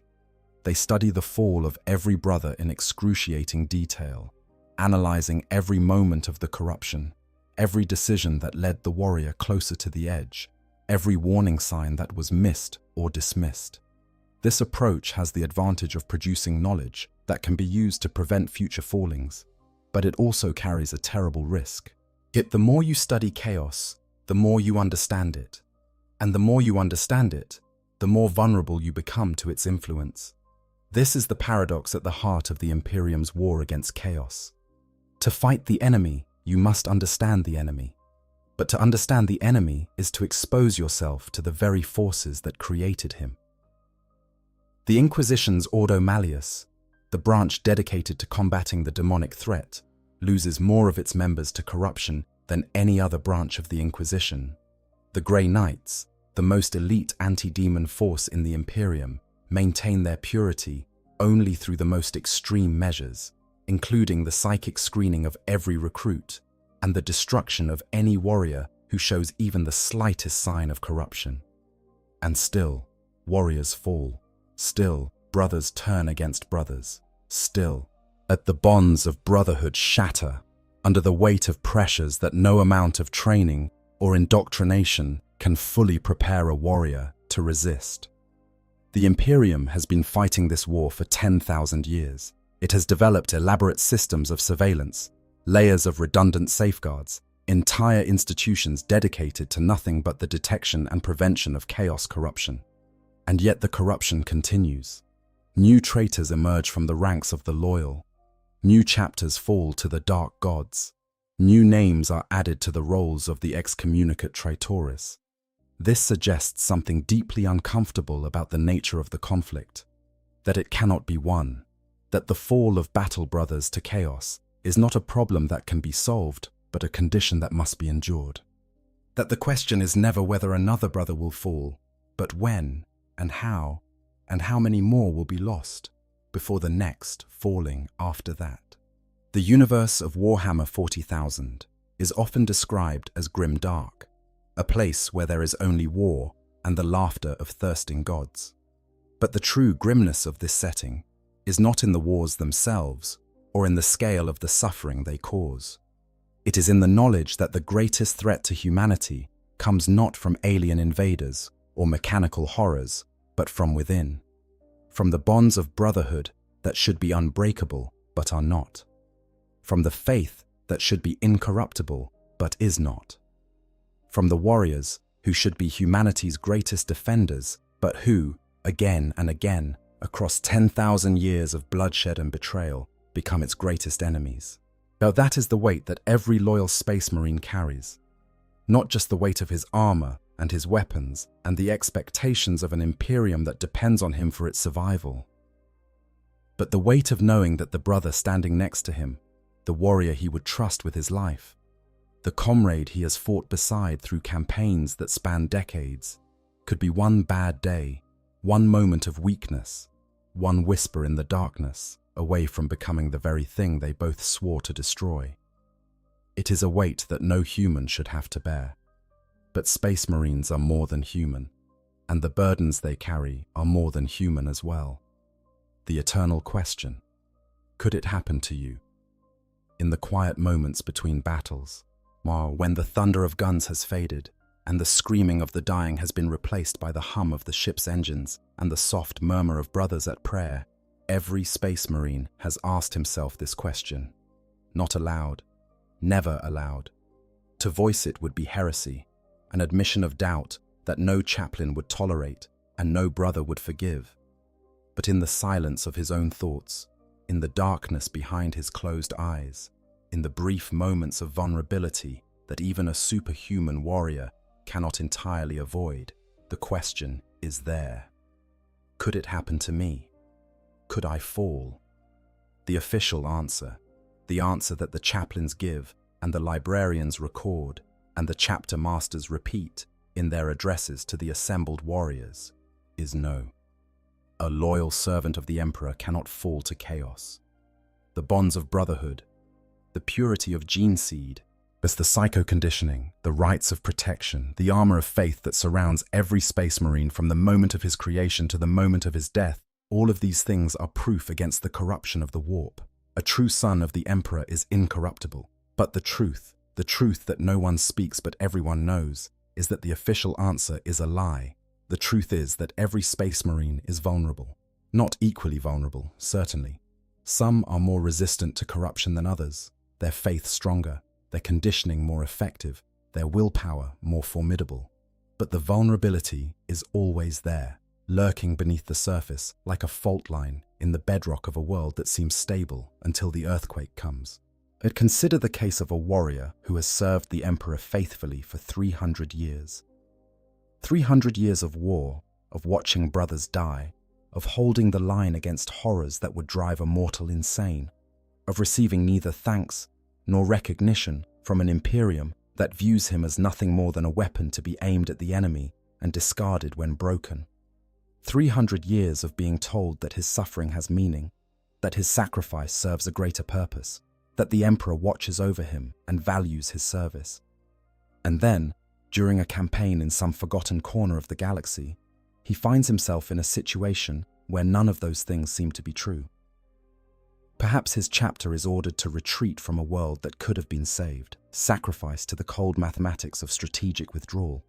Perhaps he watches his closest brothers die in a battle that achieves nothing, a pointless engagement fought over a world that the Imperium will abandon within a decade. Perhaps he discovers that the officers who ordered the campaign did so not out of strategic necessity, but out of political maneuvering, using the lives of space marines as bargaining chips in a game of power that has nothing to do with the defense of humanity. In that moment of crisis, when the warrior's faith is shaken and his certainty is undermined, Chaos offers an alternative. Not an obviously evil alternative, not a temptation dressed in horns and bearing a flaming sword, but a quiet, reasonable alternative that acknowledges his pain and validates his anger and promises that there is another way, a better way, a path that leads not to the endless, a meaningless grind of imperial service, but to something with purpose and power and the freedom to make his own choices. Most warriors resist. Most warriors find their way back to the light, guided by the bonds of brotherhood and the anchor of their faith. But not all. And the ones who do not resist, the ones who listen to the whisper and follow its logic to its terrible conclusion, are not weak or evil or fundamentally different from their brothers. They are simply warriors who were pushed too far at the wrong moment, who reached the limit of their endurance and found that there was nothing on the other side but the open arms of the dark gods. This is what makes chaos so terrifying. Not its power, though its power is immense. Not its cruelty, though its cruelty is boundless, but its accessibility, its universality. The fact that the emotions and desires and vulnerabilities that chaos exploits are not alien to the human experience, but central to it. Rage and despair and ambition and the desire for pleasure and knowledge and belonging. These are not weaknesses that can be bred out of the human genome or trained out of the human mind. They are the very things that make us human. And as long as Space Marines retain any shred of humanity, which they must, because a Space Marine without humanity is nothing but a weapon with legs, they will be vulnerable to chaos. The conditioning can suppress the vulnerability. The faith can provide a shield against it. The bonds of brotherhood can offer support against the moments of crisis when the vulnerability is greatest. But none of these things can eliminate the vulnerability entirely. The question, could it happen to me, is not rhetorical. It is not a thought experiment or an exercise in theoretical theology. It is a genuine, living question that every Space Marine must answer for himself, every day, in every battle, in every quiet moment between the storms. And the only honest answer is yes. It could. Not because the warrior is weak, but because the enemy is strong. Not because his faith is insufficient, but because the forces arrayed against that faith are older and more cunning and more patient than anything a mortal mind can fully comprehend. Not because the bonds of brotherhood are fragile, but because chaos has had 10,000 years to learn exactly how to break them. The warrior who understands this, who acknowledges the possibility of his own corruption without being consumed by the fear of it, it is the warrior best equipped to resist. Because denial is not defense. Acknowledging a threat is the first step toward preparing for it. And the warrior who has looked into the abyss and accepted that the abyss looks back is far better prepared for the moment when it whispers his name than the warrior who insists that the abyss does not exist. This is perhaps the deepest wisdom that the Imperium has failed to learn in 10,000 years of war against chaos. The enemy is not out there. The enemy is not in the eye of terror or the maelstrom or the dark spaces between the stars. The enemy is within. The enemy has always been within, and the only defense against it is not walls or weapons or words of power, but the simple, stubborn, or impossibly difficult decision to keep choosing the light, even when the darkness offers everything you have ever wanted. The story of Warhammer 40,000 is, at its core, a story about that decision, about the warriors who make it and the warriors who do not, about the brothers who hold fast and the brothers who let go, about the bonds that endure and the bonds that break, and about the silence that follows when a brother falls. The long shadow, how the Imperium remembers and forgets. There is a document, sealed in the deepest vaults of the Inquisition's fortress on Terra, that contains the names of every Space Marine who has been confirmed as having fallen to chaos since the end of the Horus Heresy. The document is classified at a level so high that fewer than a dozen living beings have the clearance to read it. Its existence is known only to the most senior inquisitors of the Ordo Hereticus and the Ordo Malleus, and its contents are updated only when the evidence of a warrior's fall is considered absolutely incontrovertible. The document is said to contain over 300,000 names, 300,000 Space Marines, 300,000 warriors who were created to be humanity's finest defenders, who underwent the most rigorous selection process and the most demanding training regimen in the history of the species, who were equipped with the best weapons and armor that the Imperium could provide, who were reinforced with decades of psycho-conditioning and spiritual indoctrination, and who fell anyway. The Imperium does not publicize this number. The average citizen of the Imperium has no idea that Space Marines can fall to chaos. The Imperial Creed, the state religion that governs the spiritual life of trillions of humans across 1 million worlds, teaches that the Adeptus Astartes are the Emperor's angels of death, incorruptible servants of the divine who know no fear and brook no doubt. The idea that these angels could become demons, that the guardians could become predators, that the saviors could become destroyers, is a heresy so profound that its mere suggestion can result in execution. This deliberate blindness serves a purpose. The Imperium of man is held together not by military force, though it has plenty of that, but by faith. Faith in the Emperor, faith in the institutions of imperial governance, faith in the Space Marines who stand between humanity and the infinite darkness of the galaxy. If the citizens of the Imperium were to learn the truth, and if they were to understand that the warriors they venerate as demigods are just as vulnerable to corruption as any mortal, the psychological damage could be catastrophic. Entire worlds might lose faith. Entire sectors might fall into disorder. The fabric of imperial society, already stretched thin by 10,000 years of war and decay, might finally tear beyond repair. So the Imperium lies. It lies about the Horus Heresy, which most citizens know only as a vague legend about a time of trouble in the distant past.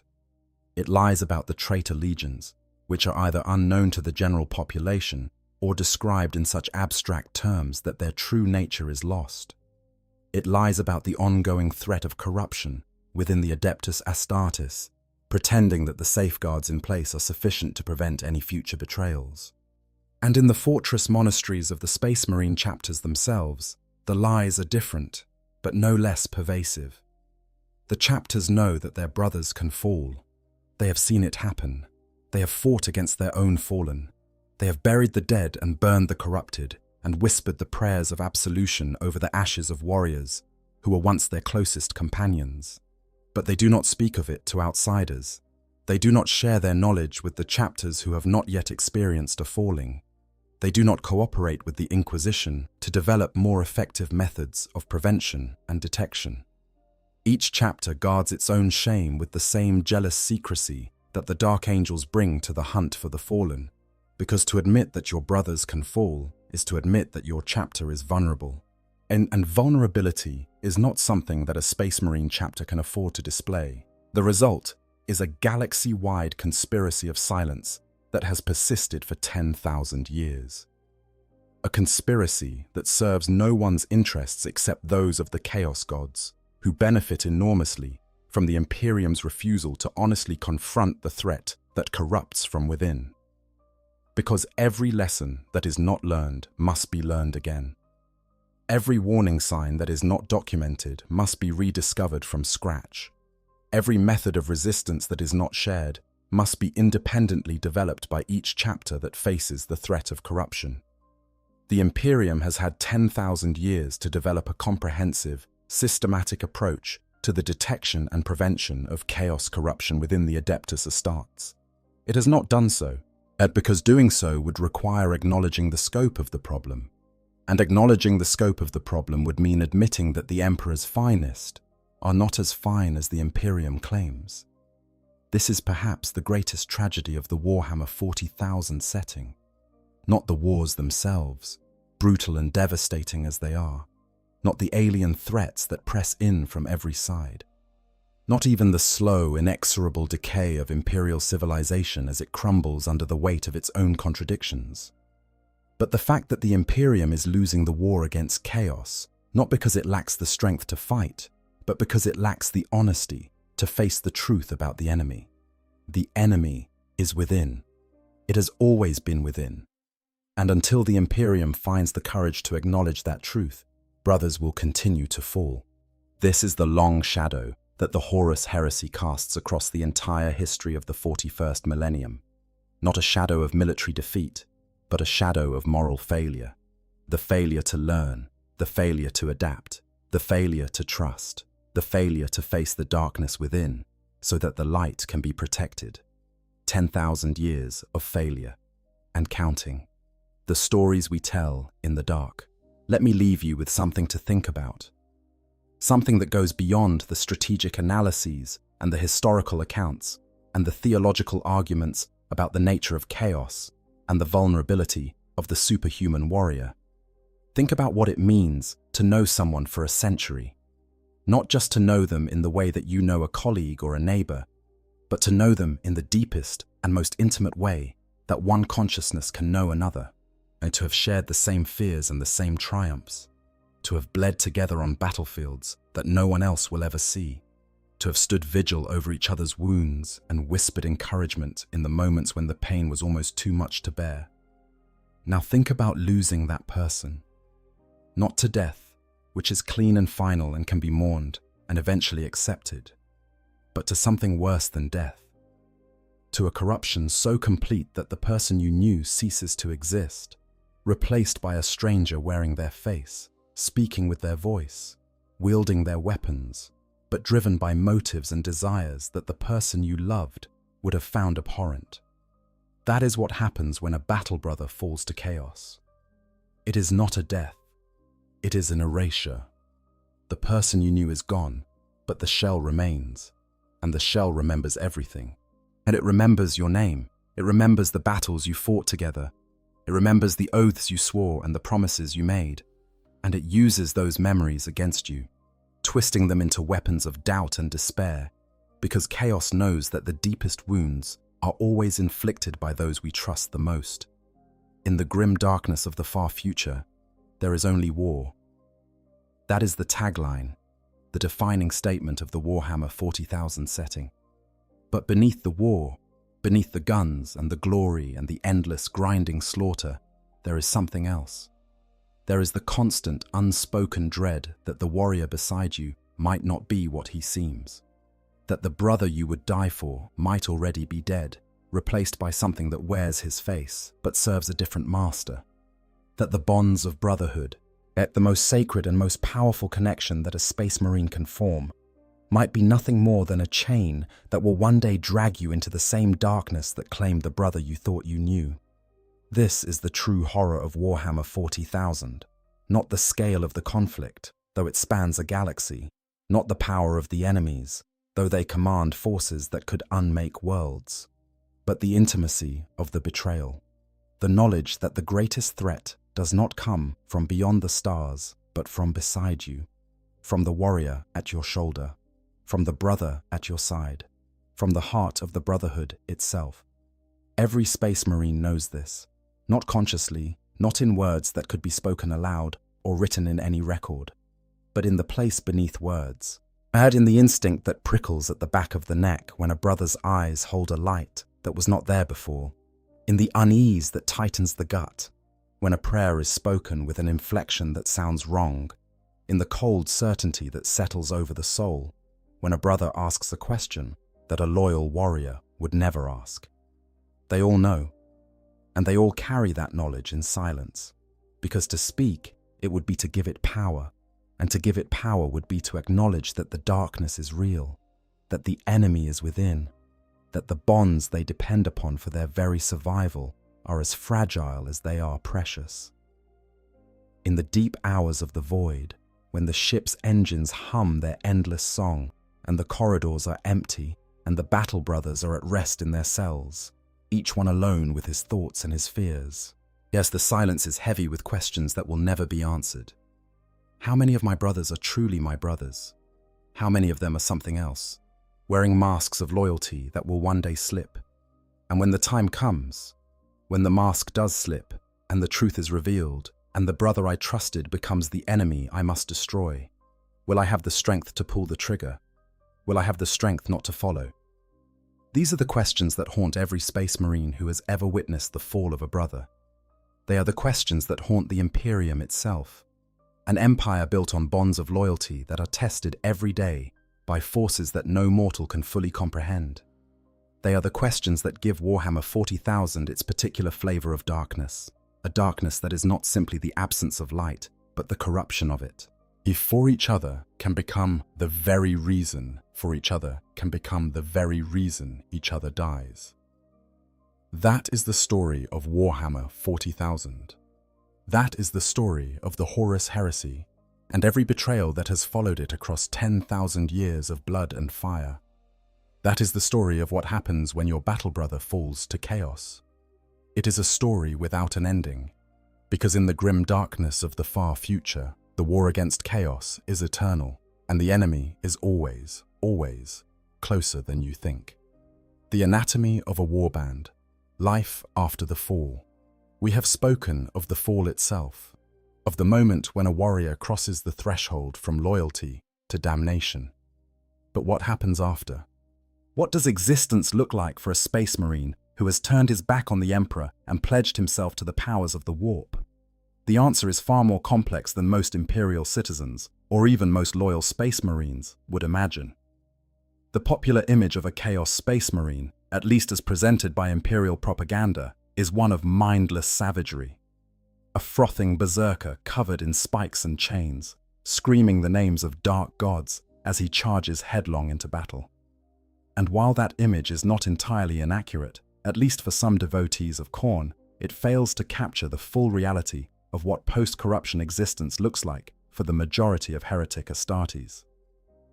The first thing a newly fallen Marine discovers is that chaos is not a unified force. The Imperium treats chaos as a single enemy, a monolithic threat that can be combated with a single strategy. In reality, chaos is as divided against itself as it is against the Imperium. The four chaos gods are locked in an eternal struggle for dominance, each one seeking to expand its influence at the expense of the others. The followers of Khorne despise the followers of Slaanesh, seeing their obsession with sensation as weak and contemptible. The followers of Tzeentch scheme against the followers of Nurgle, seeing stagnation and acceptance as antithetical to the constant change that the changer of ways demands. Alliances form and dissolve in the space of hours. Warbands that fought together in one campaign will turn on each other in the next. For a newly fallen Marine, this environment is disorienting in the extreme. Or he has spent his entire existence in a rigidly hierarchical military structure where the chain of command is clear, the rules of engagement are established, and the purpose of every action is defined by the overarching goals of the chapter and the Imperium. In a Chaos warband, there is no chain of command except the one enforced by raw power. There are no rules of engagement except those dictated by the whims of the gods. And the purpose of any given action is determined not by strategic necessity, but by the shifting tides of the great game, the eternal conflict between the Chaos gods for supremacy in the warp. Many warbands are organized around a single charismatic leader, a Chaos Lord or champion who has accumulated enough power both personal and demonic, to command the loyalty of other fallen Marines. These leaders maintain their authority through a combination of strength, cunning, and the perceived favor of the gods. A Chaos Lord who wins battles and distributes the spoils of war among his followers will maintain their loyalty for as long as the victories continue. The moment the victories stop, the moment the spoils dry up, the moment a more powerful or more favored warrior emerges from the ranks, the Lord's position becomes precarious. This is how Chaos warbands reproduce and evolve. A lieutenant challenges his lord. If the challenge succeeds, the warband gets a new leader, and the old one either joins the ranks or joins the dead. If the challenge fails, the challenger's followers are absorbed into the Lord's retinue, their loyalty now proven by the elimination of a potential rival. It is a brutally Darwinian system, a one that ensures that only the strongest and most cunning warriors rise to positions of power. The resources available to a Chaos warband are different from those available to a loyal chapter, and this shapes their behavior in fundamental ways. Loyal chapters have access to the Imperium's vast industrial base, the forges of Mars, and the factory worlds that produce the weapons and ammunition and armor that keep the Adeptus Astartes in the field. Chaos warbands have no such support. Their ammunition is limited to what they can manufacture in crude field workshops or steal from the Imperium. Their armor is patched and modified and augmented with whatever materials are available, resulting in the distinctive appearance of Chaos Marines, their once pristine power armor now a patchwork of different marks and patterns, and held together by weld seams and warp-spawned growth. Gene seed is the most critical resource, and the one that drives much of Chaos Space Marine behavior. Without a steady supply of gene seed, a warband cannot create new Marines to replace its losses. The Traitor Legion's gene seed has been corrupted by 10,000 years of exposure to the warp, making it increasingly unreliable and difficult to use. This means that Chaos warbands must constantly raid loyalist chapters to steal their uncorrupted gene seed stocks, a practice that brings them into direct conflict with the very warriors they once called brothers. Picture the horror of that encounter from the loyalist perspective. You are defending your chapter's gene seed vault, the most sacred repository in your entire fortress monastery, while the biological legacy of your Primarch that connects you to an unbroken chain of warriors stretching back 10,000 years. And the enemy that comes for it is not an alien or a demon, but another Space Marine.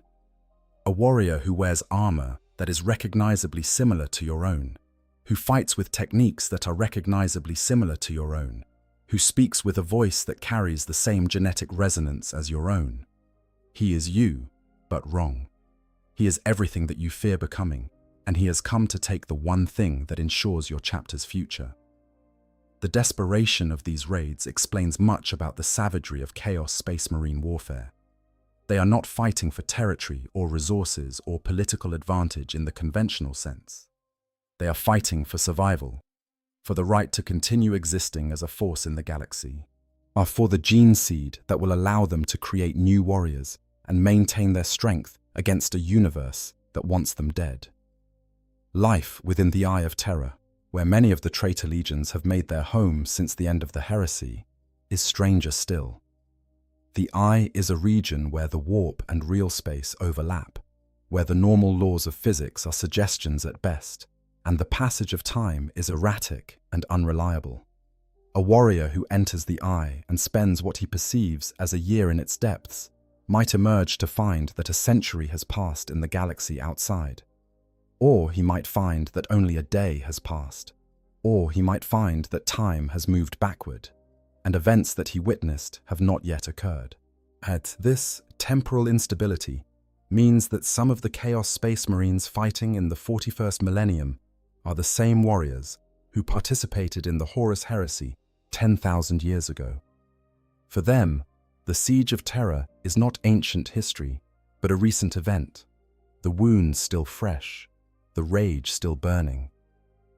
These ancient veterans carry with them memories of a galaxy that no longer exists, a time when the Imperium was being built rather than maintained, when the legions marched in their full strength, when the Primarchs still walked among their sons.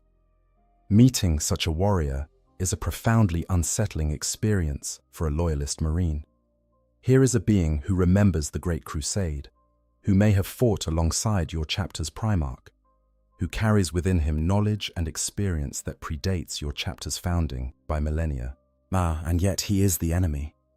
He has been twisted by 10,000 years of exposure to the warp into something that bears only a superficial resemblance to the warrior he once was. His armor is fused to his flesh. His weapons have grown organic components, pulsing with a sickly light that suggests they are as much alive as he is. His voice carries harmonics that no human throat should be able to produce, the echo of the gods speaking through the vessel they have claimed. And in his eyes, if he still has eyes that can be read, there might be something that looks almost like pity, because he has seen the galaxy from both sides, the light and the dark, and he knows truths about the nature of reality that no loyal Marine will ever be allowed to learn. Whether those truths have any value, or whether they are genuine insights or the elaborate fabrications of beings who feed on deception, is a question that has no answer. The only certainty is that the warrior who holds them is lost, and the knowledge he carries is as dangerous as any weapon in the galaxy. The warbands of the Eye of Terror wage constant war against each other, vying for the favor of the gods and the limited resources of the warp-corrupted worlds that dot the region. This internal conflict keeps the forces of chaos from ever truly unifying against the Imperium, and it is one of the few genuine advantages that the Imperium enjoys in its war against the ruinous powers. If the Chaos Gods could ever set aside their differences, if the traitor legions could ever be reunited under a single banner with a common purpose and a coordinated plan, as the combined force would be sufficient to overwhelm the Imperium's defenses and bring about the final victory that Horus failed to achieve 10,000 years ago. The one notable exception to this rule of eternal division is the Black Crusade. Periodically, a Chaos champion of sufficient power and ambition emerges from the Eye of Terror at the head of a united force, having temporarily convinced or coerced the rival warbands and legions into working together toward a common goal. The most famous and most dangerous of these champions is Abaddon the Despoiler, former first captain of the Sons of Horus and self-proclaimed War Master of Chaos. Abaddon has launched 13 Black Crusades against the Imperium over the course of 10 millennia, each one striking at the defenses of the Cadian Gate, as the narrow corridor of stable space that separates the Eye of Terror from the rest of the galaxy. For centuries, Imperial strategists dismissed these crusades as failures, noting that Abaddon had never succeeded in holding territory or achieving a decisive breakthrough. What they failed to understand was that each crusade was not an end in itself, but a step in a larger plan, a plan that came to terrible fruition during the 13th Black Crusade, when Abaddon finally broke through the Cadian Gate, destroyed the fortress world of Cadia itself, and created a massive warp rift known as the Cicatrix Maledictum, the Great Rift, that tore the galaxy in half from one side to the other. The Great Rift fundamentally changed the strategic situation of the entire Imperium. Entire sectors were cut off from the Astronomicon, yet the psychic beacon on Terra that guides Imperial ships through the warp. Worlds that had been loyal to the Emperor for millennia suddenly found themselves isolated, surrounded by warp storms and chaos incursions, with no hope of reinforcement or rescue. The Dark Imperium, as the half of the galaxy on the far side of the rift came to be known, became a hunting ground for chaos warbands and renegade chapters, a vast expanse of space where the Emperor's light was dim and the whisper of the dark gods was loud and constant and impossible to ignore. And in the chaos that followed the Great Rift's creation, more Space Marines fell. Cut off from their chapter leadership, isolated on worlds that were drowning in warp energy, bombarded by psychic assaults that tested their faith to the absolute breaking point. Warriors who had served the Emperor loyally for centuries found themselves questioning everything they had believed. Some held fast, some did not. And the galaxy grew darker still. The champions and the damned, faces of the fallen, let us put aside the grand strategic picture for a moment and look at individual stories. Because the fall of a battle brother to chaos is not an abstract event. It happens to specific people in specific circumstances, and each story carries its own unique weight of tragedy and horror. Consider Khan, the betrayer. Once, before the heresy, he was known as Khan the Bloody, captain of the 8th Company of the World Eaters and the equerry to his primarch, Angron. In those days, Khan was not the mindless berserker that later generations would know.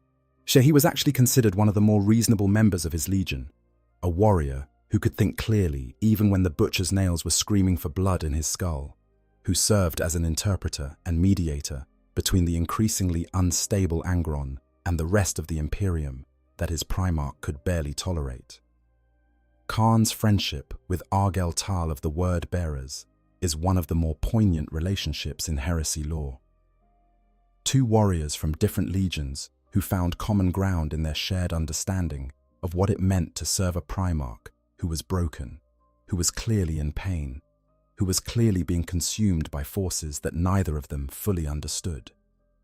They shared drinks, they shared stories, that they shared the kind of honest conversation that the rigid hierarchies of their respective legions would not normally have permitted. In a universe where friendship between space marines of different legions was rare, their bond was something precious and genuine. When Erebus murdered Argel Tal by stabbing him in the back with an athame blade, a killing so sudden and so senseless that it defied comprehension, Khan's response was immediate and devastating. He beat Erebus nearly to death with his bare hands, breaking bones, cracking armor, releasing every ounce of the fury that the butcher's nails had been feeding for decades. He would have killed the treacherous first chaplain outright if Erebus had not used his sorcerous abilities to teleport himself to safety at the last possible moment, vanishing in a flash of warp energy that left Khan standing alone in a corridor splattered with Erebus's blood, his fists clenched, his twin hearts hammering, his rage unsatisfied and nowhere left to direct it. That rage never truly subsided. The butcher's nails had been hammered deep, and the grief and fury of losing Argel Tal seemed to strip away whatever self-control Khan had managed to maintain through decades of increasingly desperate resistance against the implants that were slowly eating his brain.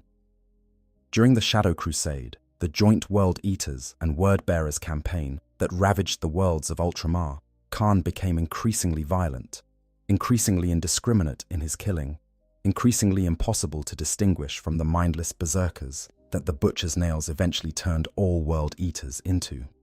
The final breaking point came on a frozen world called Scalathrax, during a battle between the World Eaters and the Emperor's children. When the bitter cold of the planet's night cycle forced both sides to retreat to their shelters or freeze to death, Khan refused to stop fighting. He took up a flamer, a weapon that the World Eaters rarely used because it killed too slowly for their blood-soaked tastes, and he began burning everything, friend and foe alike, World Eaters and Emperor's children without distinction, shelters and fortifications and supply dumps and ammunition caches. He set fire to the world itself, or at least to every part of it that he could reach. Khan did not just kill the enemy that night. He killed his own brothers, hundreds of them, perhaps thousands.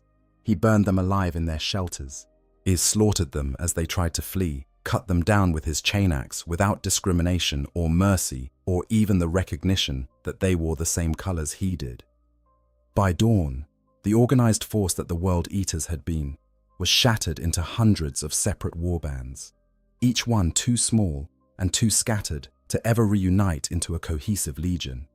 The 12th Legion, already fractured by the butcher's nails and the madness of their primarch, was now permanently broken, and the breaking had been done not by an enemy, but by one of their own. Khan earned the title Betrayer that night, and he has worn it as a badge of honor ever since.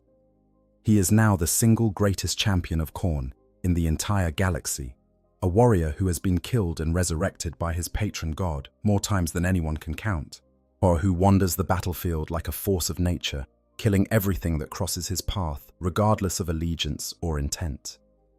He keeps a kill counter on the front of his helmet that ticks upward with every life he takes.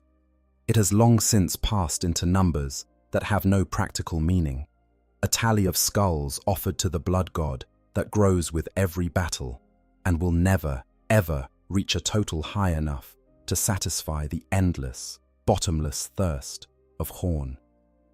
But somewhere beneath the rage, beneath the butcher's nails and the blessings of the blood god and the 10,000 years of mindless slaughter that have carved deep grooves into whatever remains of his consciousness, is there still a trace of the warrior who grieved for Argel Tal? Is there still, buried under all that blood, a memory of what it felt like to have a friend? As to sit across a table from another warrior, sharing a drink and an honest word, and to feel the simple warmth of human connection in a galaxy that had already begun its long descent into darkness? The lore does not say. Perhaps even Khorne himself does not know the answer. Then there is Typhus, the herald of Nurgle, the host of the Destroyer Hive, the walking plague factory, whose very presence can depopulate entire worlds. Once he was Callus Typhon, first captain of the Death Guard, one of the most senior and most trusted officers in the entire 14th Legion, and he was a traitor from the very beginning. Typhon was corrupted by Erebus long before the heresy began, planted within the Death Guard as a sleeper agent, whose purpose was to ensure that Mortarion and his legion would fall to Nurgle when the moment was right. And it was Typhon who murdered the Death Guard's navigators during the Legion's journey through the warp toward Terra, stranding the fleet in the Imperium and leaving them vulnerable to the plagues of Nurgle that would eventually break their legendary resistance. The horror of what Typhon did to his own legion is difficult to overstate. The Death Guard were some of the toughest warriors in the entire Imperium, bred on the poisoned world of Barbarous and hardened by a Primarch who had spent his earliest years developing resistance to every toxin and disease that his nightmarish homeworld could throw at him. They prided themselves on their endurance, on their ability to keep fighting through conditions that would kill warriors of any other legion. Their resilience was not just a tactical advantage, it was their identity, as the core of who they were as a fighting force and as brothers. And Typhon used that pride against them, trapping them in a situation where their legendary resilience became a source of agony rather than strength. The plagues of Nurgle did not kill the Death Guard quickly. They could not, because the Death Guard were simply too tough, too resistant, too stubbornly enduring to die easily from any disease, even one spawned in the festering gardens of the Lord of Decay himself. Instead, the plagues killed them slowly, over weeks and months of increasing and escalating suffering, turning their flesh to rotting matter while they were still alive and still conscious, filling their lungs with fluid, bloating their bodies with gas, twisting their organs into shapes that no longer served their intended purposes, but continued to function in agonizing mockery of their original design. The Death Guard felt every moment of their transformation. Every nerve ending screamed. Every cell rebelled against the changes being forced upon it, and the warriors who had been trained to endure, to push through pain, to refuse the weakness of surrender, found that their very strength was the instrument of their torture. A weaker legion might have died quickly and been spared the worst of it. The Death Guard could not die quickly. They could only suffer and endure and scream. Mortarion held out the longest.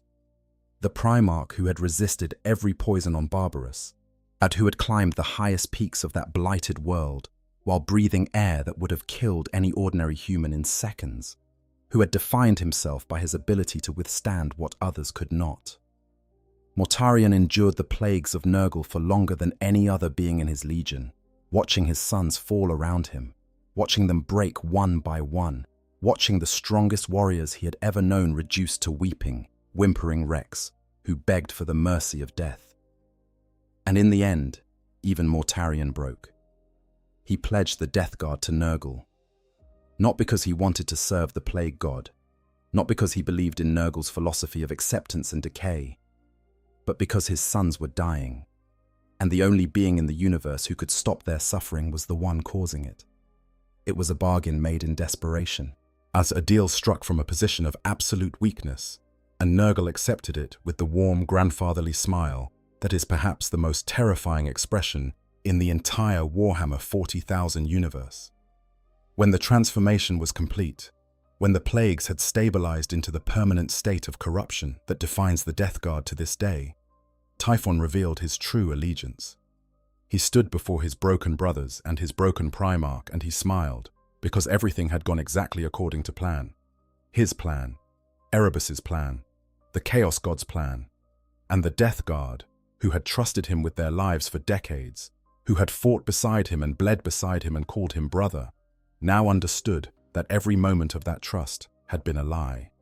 Typhon took the name Typhus and embraced his role as the host of the Destroyer Hive, the swarm of Nurgle-spawned insects that breeds within the confines of his massive Terminator armor and emerges to spread plague and death wherever he walks. He is now the most powerful mortal servant of Nurgle in the galaxy, a living weapon of biological annihilation who can destroy entire ecosystems simply by making landfall and allowing the diseases that infest every cell of his corrupted body to spread through the local environment. And then there is Ahriman of the Thousand Suns. Of all the fallen champions of chaos, Ahriman is perhaps the most tragic, and his tragedy is the kind that cuts deepest, because it was born not from malice, but from love. Arzek Ahriman was the chief librarian of the Thousand Suns, one of the most powerful psychers in the Imperium, and a scholar whose intellectual curiosity was matched only by his dedication to his brothers and his legion. When the Thousand Suns fell to Tzeentch, when they were dragged into the service of the Changer of Ways by the cascading consequences of Magnus's forbidden sorcery, Ahriman watched in mounting horror as his brothers began to mutate. The flesh change, an ancient genetic curse that had plagued the 15th Legion since the earliest days of their creation, returned with devastating force, transforming warriors into mindless, shambling monsters of twisted flesh and uncontrolled psychic energy that leaked from their bodies in visible waves of distortion. Ahriman could not bear to watch his brothers suffer this fate, so he created a spell, drawing on every ounce of his prodigious psychic ability and every scrap of forbidden knowledge he had accumulated over decades of study. The spell was called the Rubric of Ahriman, and it was designed to halt the mutations and save the Thousand Suns from the flesh change once and for all. The spell worked, after a fashion. It stopped the mutations. It stabilized the bodies of the Thousand Suns, who were not powerful psychers in their own right. But the cost was beyond anything Ahriman had imagined, beyond anything he would have accepted had he known the price in advance. Every Thousand Sun who lacked significant psychic ability was reduced to dust within his armor, his physical body completely disintegrated, his soul bound to the empty suit of power armor that had once protected his living flesh. These warriors became the Rubric Marines, a hollow automata that moved and fought with mechanical precision, but possessed no consciousness, no will, no sense of self. They were not alive. They were not dead. They were something in between, dust animated by sorcery, going through the motions of military existence without any of its substance or meaning. Ahriman had tried to save his brothers, and instead condemned them to a fate that was in many ways worse than the mutations he had sought to prevent. Where the flesh change at least left its victims alive, however horribly transformed, the rubric reduced them to literally nothing. Empty suits of armor walking in formation, responding to commands, firing weapons at designated targets, but containing nothing inside except dust and the fading echo of souls that could no longer think or feel or dream. But Magnus was so furious at what Ahriman had done that he banished his chief librarian from the planet of the sorcerers, the Thousand Suns' refuge deep within the Eye of Terror.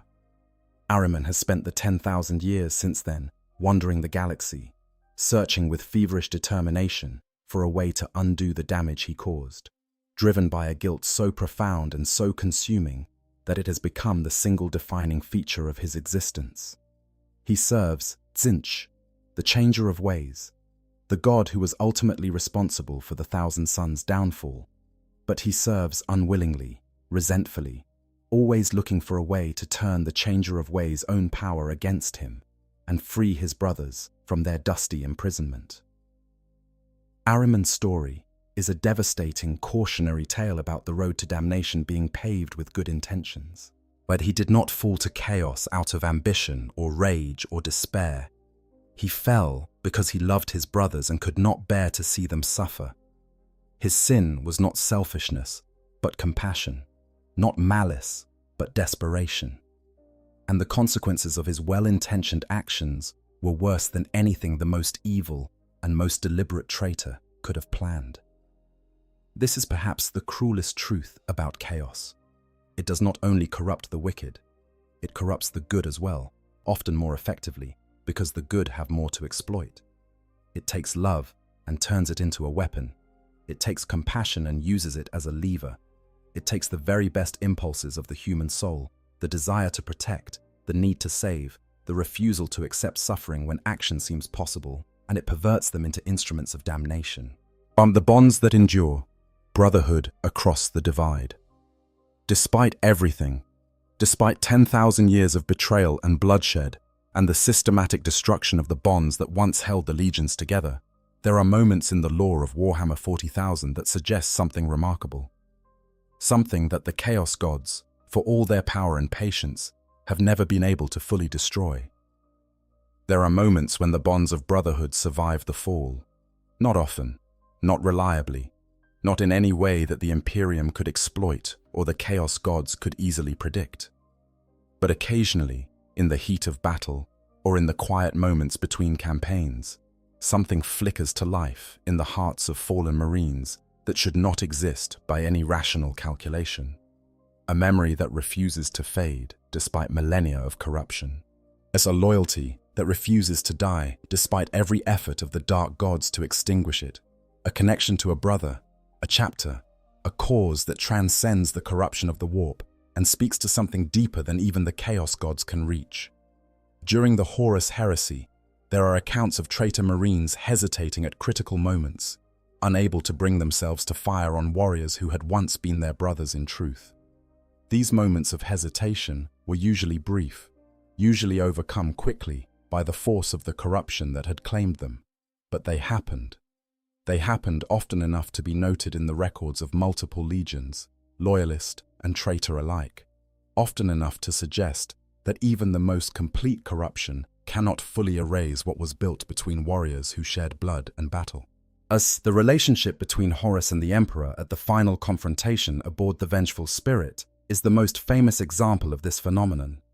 Horus, corrupted beyond recognition, empowered by the full might of the four Chaos Gods, was for a time the most powerful being in the galaxy, short of the Emperor himself. He had the strength to destroy anything that stood before him, the cunning to outmaneuver any strategist, the charisma to command legions of fanatically devoted warriors. And yet, at the very end, when the Emperor finally struck him down, something changed. In the stories that have been told and retold across 10 millennia, there is a moment between the Emperor's killing blow and Horus's actual death when the corruption lifted. Just for an instant, just for a heartbeat, the true Horus. The Horus, who had been the Emperor's most beloved son, looked out through the eyes of the monster he had become and saw what he had done. He saw the dead custodian, Olanius Pius, the mortal man who had thrown himself between the Emperor and the War Master's killing blow. He saw the Emperor, broken and bleeding, sustained only by his indomitable will and the flickering remnants of his psychic power. He saw the galaxy burning around them, billions dead, civilizations destroyed, the dream of unity that the Great Crusade had represented lying in ashes. And in that moment, the true Horus is said to have wept. Whether this actually happened, or whether it is a myth created by the Imperium to reinforce the narrative that chaos is an external infection rather than an internal weakness, is a matter of debate among scholars. But the story persists. And it persists because it speaks to something that the people of the Imperium desperately want to believe, that the bonds of loyalty and love are stronger than the powers of chaos. That even in the deepest darkness, some spark of humanity can survive. That the brother who fell might still, somewhere beneath the corruption, remember who he was. There are other, less famous examples scattered throughout the lore. Night Lords who refuse to abandon the bodies of their fallen brothers, not out of tactical necessity, but out of a sense of obligation that predates their fall. Iron Warriors who construct elaborate memorials to comrades lost in battles that took place 10,000 years ago, their cold and analytical minds unable to fully suppress the emotional weight of those losses. Even Death Guard who, in their bloated and diseased bodies, still carry tokens of their former lives, small objects that serve no purpose except to remind them of something they lost when Nurgle claimed them. These moments are rare, and they are fragile, and they are usually overwhelmed by the corruption that surrounds them. A Night Lord who pauses to honor a fallen brother will still torture a captured prisoner to death without a flicker of conscience. An Iron Warrior who mourns his ancient comrades will still sacrifice 1,000 slaves to build a fortification that serves his strategic purposes. The spark of humanity does not redeem the fallen. It does not make them good or worthy of mercy. But it exists, and its existence suggests that the corruption of chaos, vast and terrible as it is, has limits. The Imperium would do well to study those limits, to understand what makes some bonds more resistant to corruption than others, to learn how the human heart can hold on to something precious, even when everything else has been stripped away. But the Imperium, with its characteristic blend of rigidity and willful ignorance, prefers to pretend that the fallen are entirely lost, that there is nothing left inside them worth preserving or understanding. This is, perhaps, the Imperium's greatest weakness. Not its armies, which are vast, not its technology, which is formidable despite its stagnation, not even its leadership, which is as sclerotic and hidebound as any bureaucracy that has endured for 10 millennia. The Imperium's greatest weakness is its refusal to learn. Its insistence on meeting every problem with the same blunt instruments of faith and firepower are the only thing that has consistently proven capable of resisting the corruption of the warp, of holding warriors true when every other safeguard fails. And yet, the Imperium does not nurture these bonds. It does not study them. It does not try to understand why some brothers hold fast when others fall. It simply assumes that faith and conditioning are sufficient, and when they are not, it chalks up the failure to individual weakness rather than systemic failure. The result is an Imperium that has been losing the war against chaos for 10,000 years, not because it lacks the strength to win, but because it lacks the wisdom to understand what it is fighting. The enemy is not outside the walls. The enemy is inside the hearts of the very warriors who defend those walls. And the only weapon that has ever been effective against that particular enemy is the one thing the Imperium consistently fails to provide. Not faith, not indoctrination, not psycho-conditioning or hypnotherapy, or any of the other technical measures that the Imperium employs to keep its warriors in line. Love. Simple, human, inefficient, unquantifiable, impossible to standardize love. The love of a brother for his brother, the love of a warrior for his chapter, the love of a son for his father. The love that makes a warrior choose to stand when running would be safer, to fight when surrender would be easier, to stay true when the darkness offers everything he has ever wanted. That is the weapon that chaos fears most. Not the bolt shell, or the power sword, or the orbital bombardment, not the Inquisition, or the Grey Knights, or the golden light of the Emperor on his throne, but the quiet, stubborn, infinitely resilient capacity of the human heart to love something enough to resist the darkness, even when the darkness is all there is. The Great Rift and the New Age of Betrayal. The galaxy changed forever when the fortress world of Cardia fell and the Great Rift tore reality apart from the Eye of Terror to the Eastern Fringe.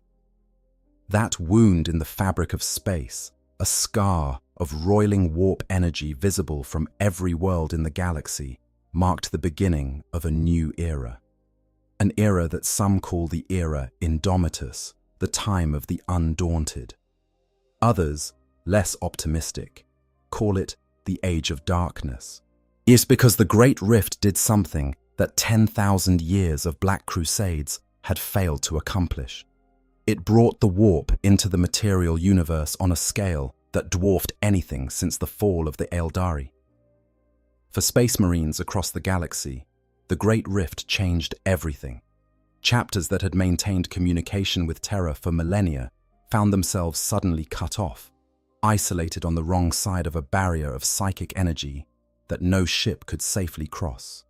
The Astronomicon, the beacon that had guided Imperial vessels through the warp since the earliest days of the Great Crusade, was dimmed or obscured entirely for worlds on the far side of the rift. Navigation became treacherous. Reinforcement became impossible. And in that isolation, in that darkness, the whispers of chaos grew louder than they had ever been. Entire worlds that had been bastions of Imperial faith for millennia fell to chaos in the years following the Rift's creation, not through military conquest, though there was plenty of that, but through the simple, grinding despair of being abandoned. When the ships stop coming, when the astropathic messages go unanswered, when the sky itself is torn by a wound that seems to suggest that the universe is broken beyond repair, faith becomes a fragile thing. And when faith breaks, chaos rushes in to fill the void. Space Marine chapters in the Dark Imperium, the half of the galaxy cut off from Terra by the Rift, faced challenges that no previous generation of Astartes had ever confronted. They were alone, truly alone, for the first time in their histories. The infrastructure of the Imperium that had supported them, as the supply lines and the forge worlds and the recruiting grounds and the vast bureaucratic apparatus that kept the Adeptus Astartes functioning as a military force, was suddenly inaccessible. They had to become self-sufficient in ways that the Codex Astartes had never anticipated, making alliances with local populations, securing their own supply chains, and making decisions about the deployment of their forces without the guidance of Terra. Some chapters thrived in this environment. The Ultramarines, under the returned Primarch Robute Guilliman, organized the Indomitus Crusade, a massive military campaign designed to push back the forces of chaos and reconnect the two halves of the Imperium. Other chapters used their newfound autonomy to address threats that the distant bureaucracy on Terra had been ignoring for centuries. But others faltered, cut off from the spiritual support of Terra, from the supply of gene seed and reinforcements that kept their numbers stable, from the oversight of the Inquisition that had served, however imperfectly, as a check on corruption. Some chapters began to drift. The drift was usually slow, the kind of gradual erosion that takes decades or centuries to become apparent, a relaxation of the strict protocols governing psychic activity, a willingness to employ tactics that would once have been considered heretical, a growing distance between the chapter's chaplains and their battle brothers, as the spiritual guidance that had anchored the chapter's faith became increasingly disconnected from the reality of their situation. The Cicatrix Maledictum did not just create a physical barrier across the galaxy. It created a psychic barrier, a constant source of warp energy that permeated every world on both sides of the rift, saturating the material universe with the stuff of chaos in concentrations that previous generations would have considered catastrophic. For Space Marines, whose psycho-conditioning was calibrated to resist normal levels of warp exposure, this increased saturation was like a constant, low-grade assault on their mental and spiritual defenses. Most could handle it, some could not. The introduction of the Primaris Space Marines, Guilliman's gift to the Imperium, added another layer of complexity to an already complicated situation. These new warriors, created using technology that the Archmagos Belisarius Call had been developing for 10,000 years, were larger, stronger, and more resilient than their predecessors. They were also unknown quantities, warriors whose loyalty had not been tested by the centuries of service that their older brothers had endured. Some traditional Marines welcomed the Primaris reinforcements. Others viewed them with suspicion, seeing them as replacements rather than reinforcements, as a sign that the Imperium had lost faith in the warriors who had served it for millennia. This tension between old and new, between the warriors who had fought the long war for centuries and the freshly created Primaris who stepped into their ranks without the same depth of experience or the same scars of service, created fissures within chapters that chaos was quick to exploit. A traditional Marine who felt displaced by the Primaris reinforcements was more vulnerable to the whisper that said his service had been for nothing. A Primaris Marine who found himself surrounded by brothers who viewed him with barely concealed hostility was more vulnerable to the whisper that said brotherhood was a lie. The galaxy after the Great Rift is a more dangerous place for Space Marines than it has ever been. The threats are greater, the resources are scarcer, the distances are vaster, and the psychic environment is more hostile. Every battle is a test of faith. Every quiet moment between battles is an opportunity for doubt. And the question that every Marine carries in his heart, the question that he dares not speak aloud, is the same question that Marines have been asking since the first of their number fell to chaos 10,000 years ago. Could it happen to me?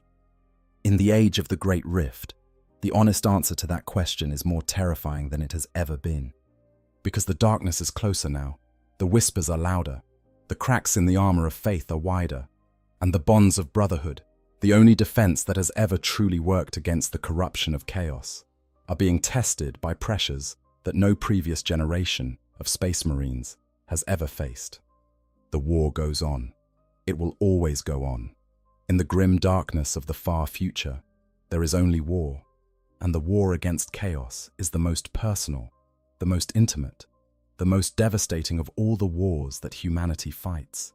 Because it is a war that is fought, not on battlefields or in the depths of space, but in the hearts of the warriors who stand between humanity and the darkness.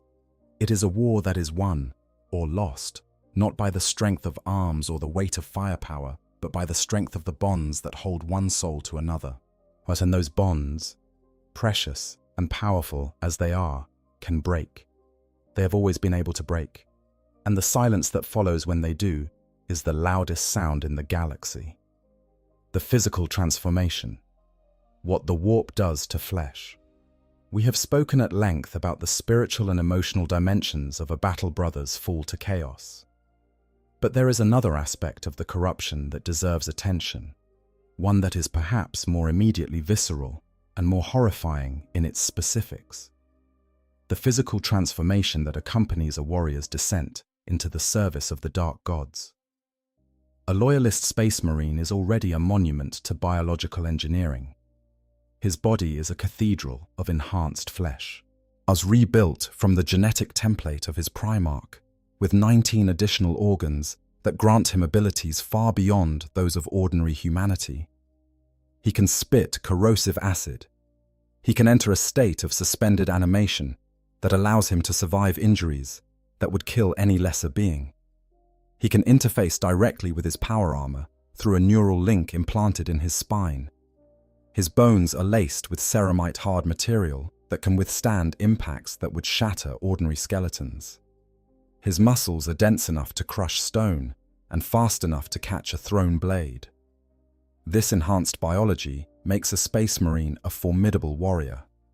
It also makes him a canvas upon which the chaos gods can work their terrible art. The physical mutations that accompany a fall to chaos are not random, though they often appear that way to the uninitiated observer.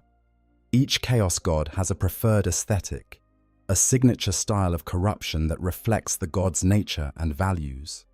The mutations that Khorne inflicts upon his followers tend toward the brutal and the functional. Extra limbs tipped with blades, skin that hardens into natural armor, bones that grow into horns, and spurs designed for close combat.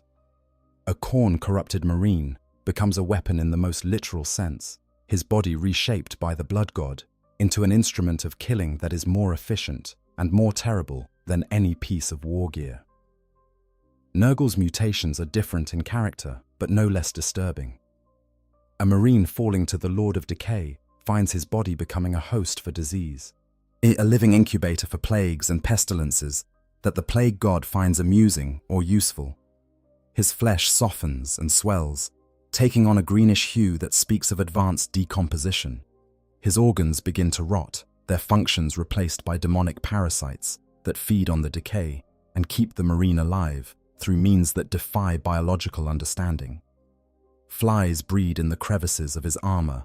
Fungi sprout from the joints of his power suit. His very breath becomes a weapon, a cloud of diseased vapor that can kill unprotected mortals in seconds. The physical horror of Nurgle's corruption is amplified by the fact that the corrupted Marine no longer feels disgust at his own transformation. One of Nurgle's most insidious gifts is the removal of revulsion, the numbing of the natural response that healthy organisms have to decay and disease. A Nurgle-corrupted Marine will look at the maggots writhing in his own flesh and feel nothing but a vague sense of paternal affection. He will inhale the stench of his own rotting body and find it pleasant, even comforting. His perception of reality has been fundamentally altered, so that the horrible seems normal and the normal seems strange and distant and irrelevant. Tzeentch's mutations are the most dramatic and the most unpredictable.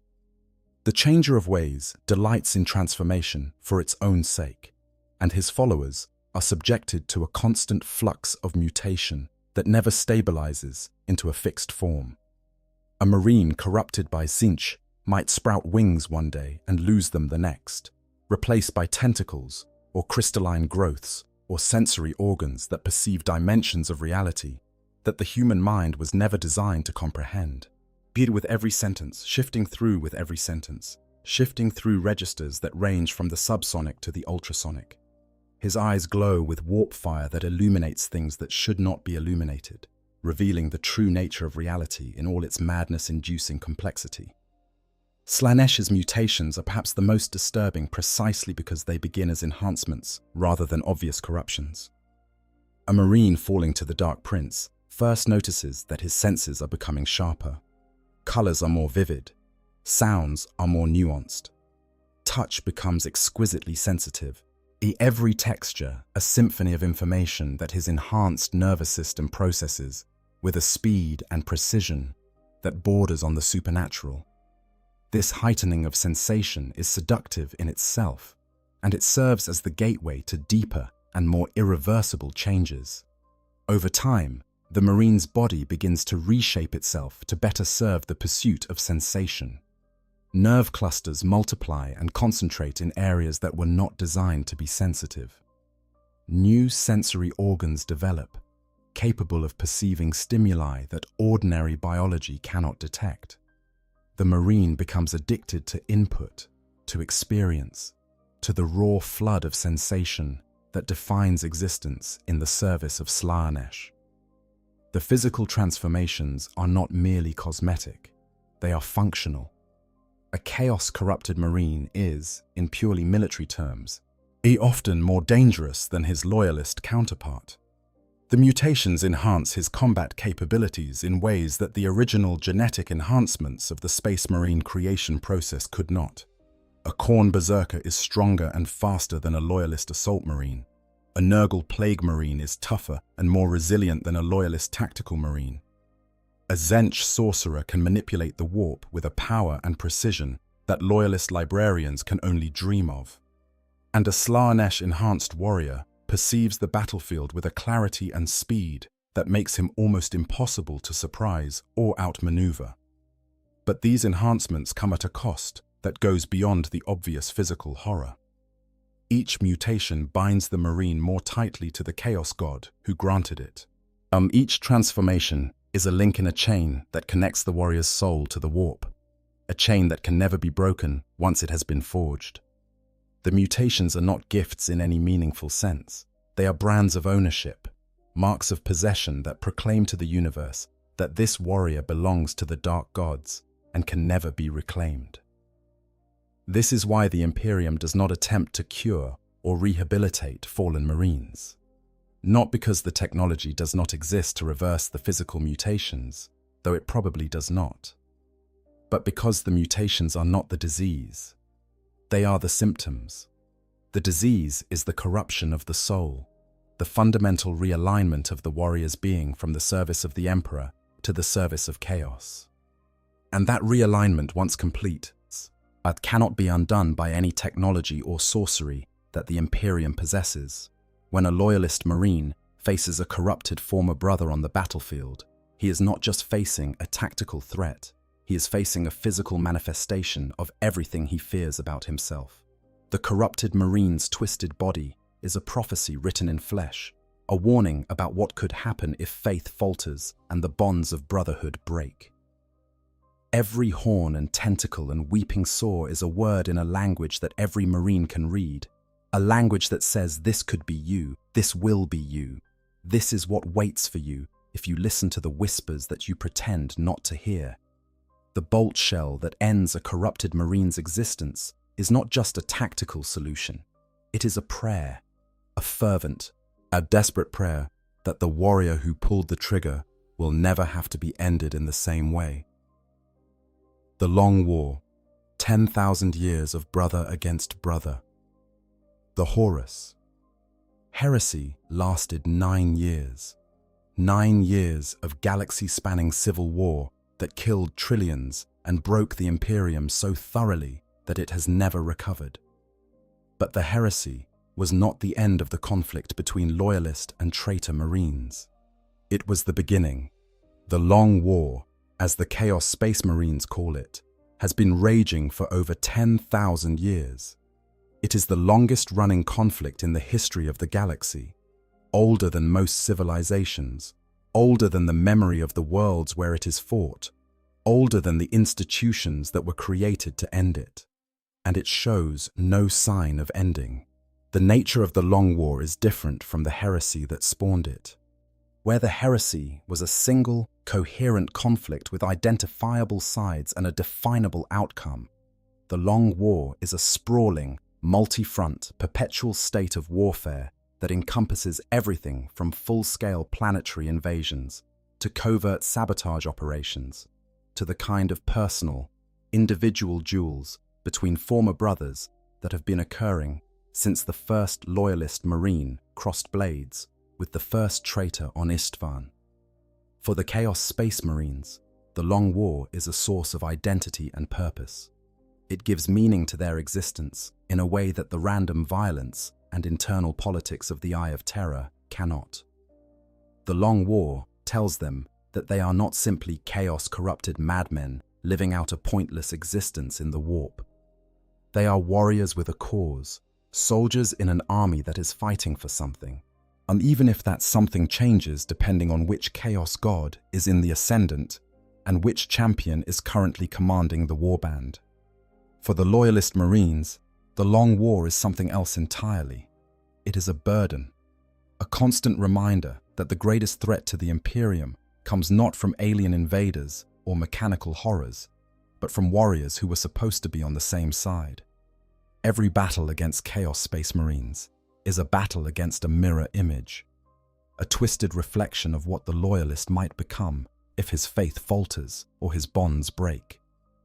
There is no satisfaction in fighting Chaos Marines, no glory in defeating an enemy that wears a corrupted version of your own face. The Long War has produced its own traditions, its own rituals, its own mythology. On the Chaos side, there are warbands that maintain meticulous records of every battle they have fought against loyalist chapters, tracking kill tallies and captured trophies with the same obsessive attention to detail that a loyalist chapter might devote to its role of honor. Some warbands carry grudges that have lasted for millennia, targeting specific chapters or even specific successor chapters of the legions that defeated them during the heresy or the Great Scouring. On the loyalist side, there are chapters that have dedicated themselves entirely to the prosecution of the Long War, making the destruction of Chaos Space Marines their primary mission, and organizing their entire strategic doctrine around the specific challenges of fighting an enemy that knows their tactics, shares their technology, and understands their psychology in a way that no alien ever could. The psychological toll of the Long War is immense, and it falls disproportionately on the loyalist side. A Chaos Marine fighting in the Long War has already made his choice. He has already crossed the line. He fights with the freedom of a being who has nothing left to lose, whose soul is already forfeit, whose future holds nothing but war and the eventual dissolution of everything he once was, into the endless hungering maw of the warp. There is a terrible liberation in that, a kind of nihilistic peace that comes from the absolute abandonment of hope. A loyalist Marine fighting in the Long War has no such liberation. He fights while carrying the full weight of his faith, his duty, his bonds of brotherhood, and the constant, a nagging awareness that the enemy he is fighting was once exactly what he is. He fights while knowing that the line between loyalty and treachery is thinner than any chaplain would admit, that the same pressures and temptations that corrupted his enemy are pressing against his own defenses every moment of every day. He fights while knowing that victory, even total victory, would not end the war, because new traitors emerge from the ranks of the loyal with every passing century, and the dark gods never run out of ways to find the cracks in a warrior's armor. The Long War is not a war that can be won. It is a war that can only be endured, and enduring it, day after day, century after century, millennium after millennium, is perhaps the most heroic thing that any Space Marine has ever done. Not the charges into overwhelming odds. Not the last stands against impossible numbers. Not the single combats with demon princes and chaos lords. Those are moments of heroism, brief and blinding, the kind that get carved into memorial stones and sung about in chapter halls. The real heroism is quieter. It is the heroism of waking up every day in a galaxy that is falling apart and choosing again to fight. Choosing again to believe. Choosing again to trust the brother at your side, even though you know, in the deepest part of your soul, that trust is the most dangerous thing in the universe. That is the heroism of the Long War. Not the killing, but the choosing. Not the dying, but the believing. Not the fighting, but the refusal. The stubborn, bloody-minded, utterly irrational refusal to surrender the one thing that the Chaos Gods want most. Your humanity. Because in the end, that is what the fall to chaos steals. Not strength, which the dark gods augment. Not purpose, which the dark gods provide in abundance. Not even life, which the dark gods extend far beyond its natural span. What chaos steals is the capacity to be human, to love without obsession, to fight without losing yourself to the violence, to grieve without drowning in despair, to seek knowledge without being consumed by it, to experience the fullness of existence without reducing it to a single, endless, insatiable need. The battle brother who falls to chaos does not just lose his loyalty or his chapter or his honor. He loses himself. He becomes something more powerful and something less human. And the gulf between those two states is the gulf between salvation and damnation. And the brother who watches him fall, and who stands on the other side of that gulf and looks across at the thing his brother has become, knows that the only thing separating them is a choice. A choice that must be made not once but every day, in every battle, in every quiet moment between the storms. The choice to remain human, the choice to hold fast, the choice to keep believing, keep fighting, keep loving, even when the darkness whispers that none of it matters and none of it will last. That choice is the only weapon that chaos cannot corrupt, the only shield that chaos cannot break, the only bond that chaos cannot sever. And as long as one warrior, somewhere in the galaxy, continues to make that choice, the darkness has not won. Not yet. Not today. At the weight of memory, what the Imperium remembers and what it forgets. There is a peculiar cruelty in how the Imperium handles the memory of fallen brothers. It is not simply that the fallen are condemned or that their names are stricken from the records, though both of those things happen with predictable regularity. It is the selective nature of the forgetting, the way the Imperium chooses what to remember and what to erase, that reveals the deepest dysfunction at the heart of humanity's greatest civilization. When a Space Marine falls in battle against a Xenos threat, the remembrance is straightforward. His name is inscribed on the wall of the fallen. His deeds are recounted in the chapter's chronicles. His gene seed, if recovered, it is used to create the next generation of warriors who will carry his legacy forward into an uncertain future. There is grief, certainly, but it is a clean grief, uncomplicated by shame or doubt. The dead brother died as a hero, and his memory is honored accordingly. When a space marine falls to chaos, the remembrance becomes something else entirely. In most chapters, the fallen brother's name is not merely removed from the roll of honor. It is removed from every record, every chronicle, every piece of documentation that might attest to his existence.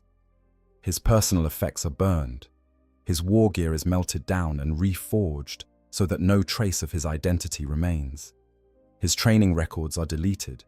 His mentors and students are questioned by the chaplains, not to gather intelligence about the circumstances of his fall, but to ensure that no positive memories of the traitor remain to complicate the narrative. The effect is that the fallen brother ceases to exist in any meaningful sense. He was never born. He never served. He never fought beside the brothers who now pretend they do not remember his face. The space he occupied in the chapter's history becomes a blank, an absence that everyone can feel, but no one is permitted to acknowledge.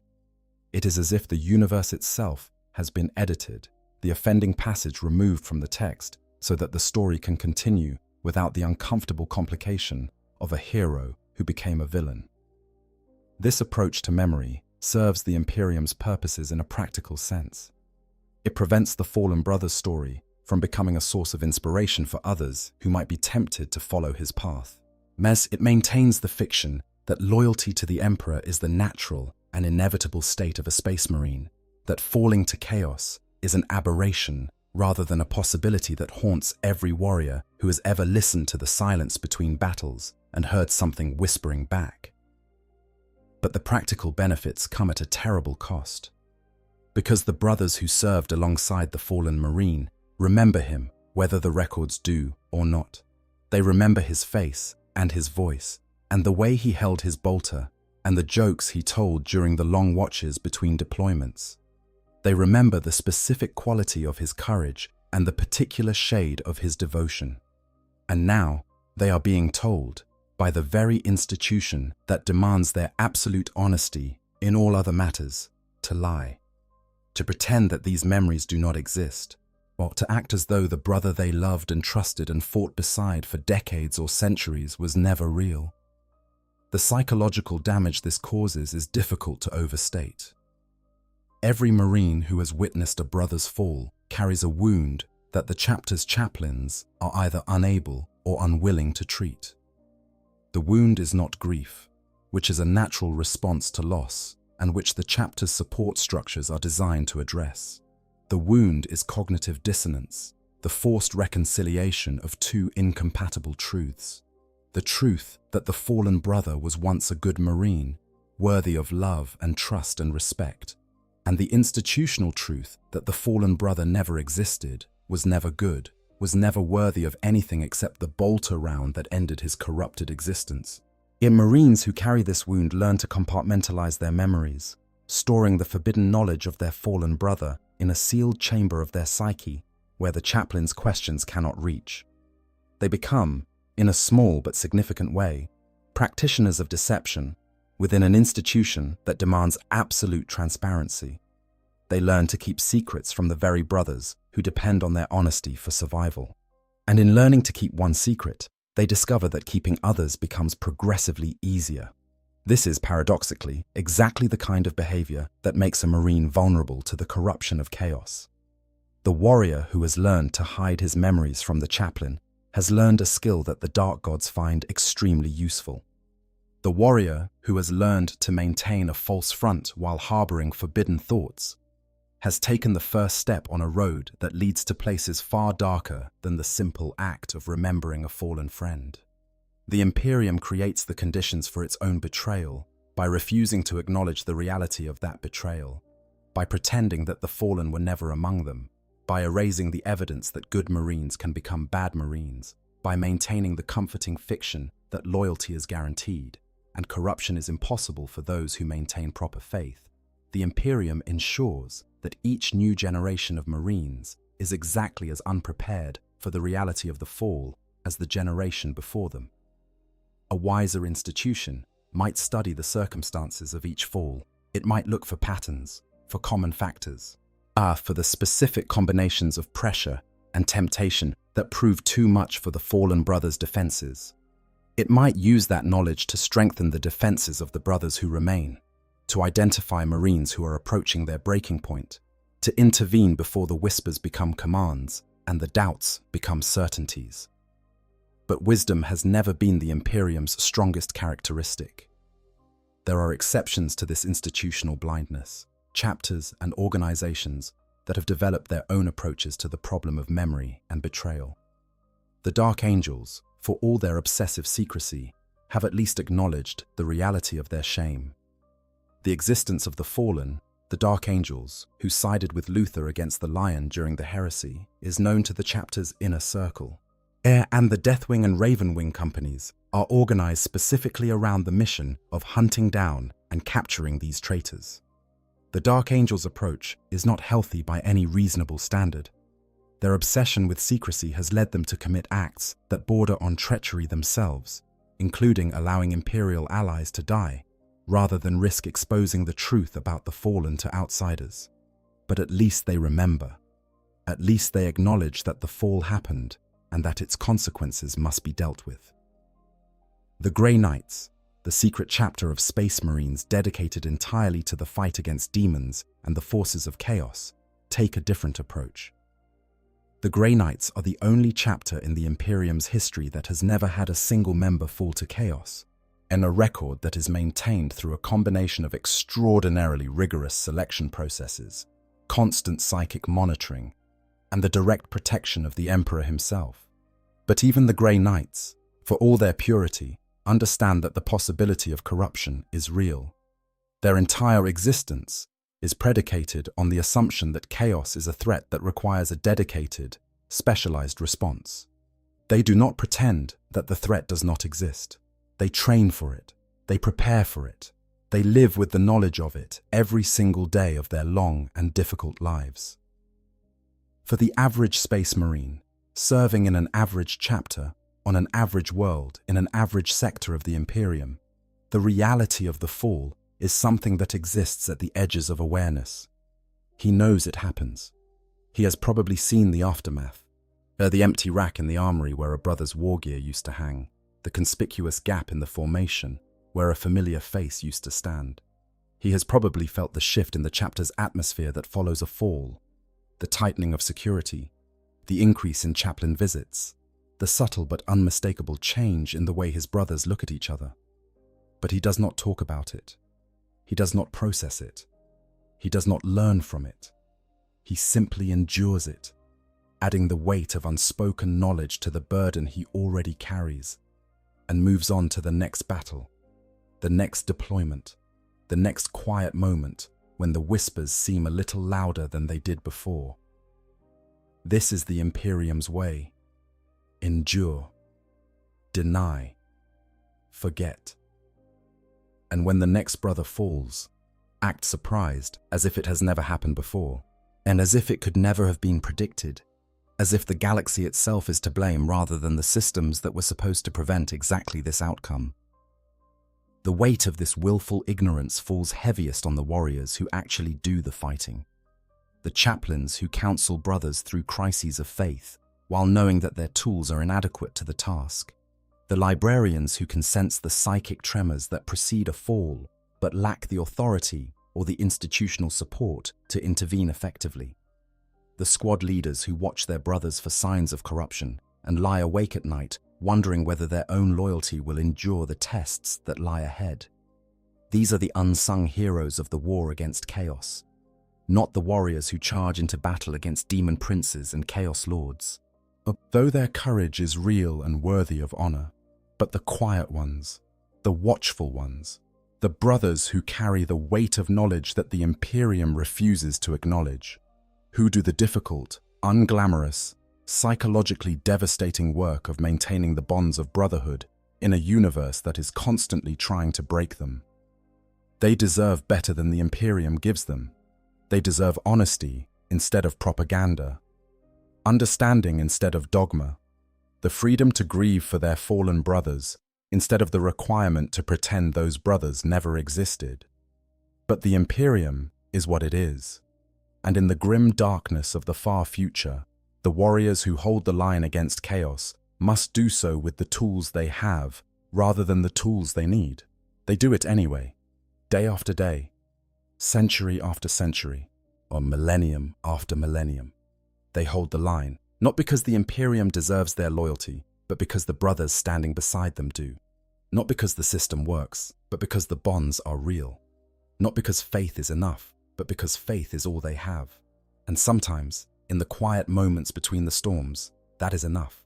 Sometimes, in a galaxy of infinite darkness and endless war, the simple act of choosing to stand beside your brother, of choosing to trust him despite knowing what trust can cost, of choosing to love him despite knowing that love is the weapon the enemy will use against you, is the most powerful act of defiance that any warrior can perform. The Chaos Gods are ancient beyond human comprehension. They are vast and patient and infinitely cunning. They have broken civilizations and corrupted galaxies and feasted on the souls of beings that once considered themselves invincible. They have 10,000 years of practice in the art of destroying space marines, and they will have 10,000 more. But they have never found a reliable way to destroy a bond between two warriors who have chosen to stand together. They can corrupt it, twist it, exploit it, use it as a lever to pry one brother away from another. But they cannot destroy the capacity for that bond to exist. They cannot erase the possibility that two warriors, standing together in the darkness, will choose each other over the void. That is the secret weapon of the Imperium, not the fleets or the armies or the golden light of the Astronomicon, but the stubborn, unbreakable, infinitely renewable capacity of the human heart to form bonds that matter more than survival. The brother who falls to chaos loses that capacity. He may gain power, he may gain immortality, he may gain knowledge of the deepest secrets of the universe, but he loses the ability to stand beside another being and know with absolute certainty that the being beside him will die before letting him fall. That is what the fall costs. That is what the darkness takes. And that is why, in the end, the war against chaos is not a war of weapons or strategies or empires. It is a war of hearts, and it is won or lost, one choice at a time, in the space between one brother and another. Thank you for listening. If this story spoke to you, if it gave you something to think about during the quiet hours, please consider hitting that like button and subscribing to the channel. Every subscriber helps me continue to explore the depths of the Warhammer 40,000 universe, and there are so many more stories to tell, so many more shadows to explore, so many more truths hidden in the darkness, waiting to be brought into the light. Until next time, stay safe, stay loyal, and remember, even in the grim darkness of the far future, the choice is always yours. The Emperor protects. I hope you guys enjoyed the story. Make sure to hit the subscribe, like, share button, whatever you want. Give me some feedback if there's any. And yeah, sleep well.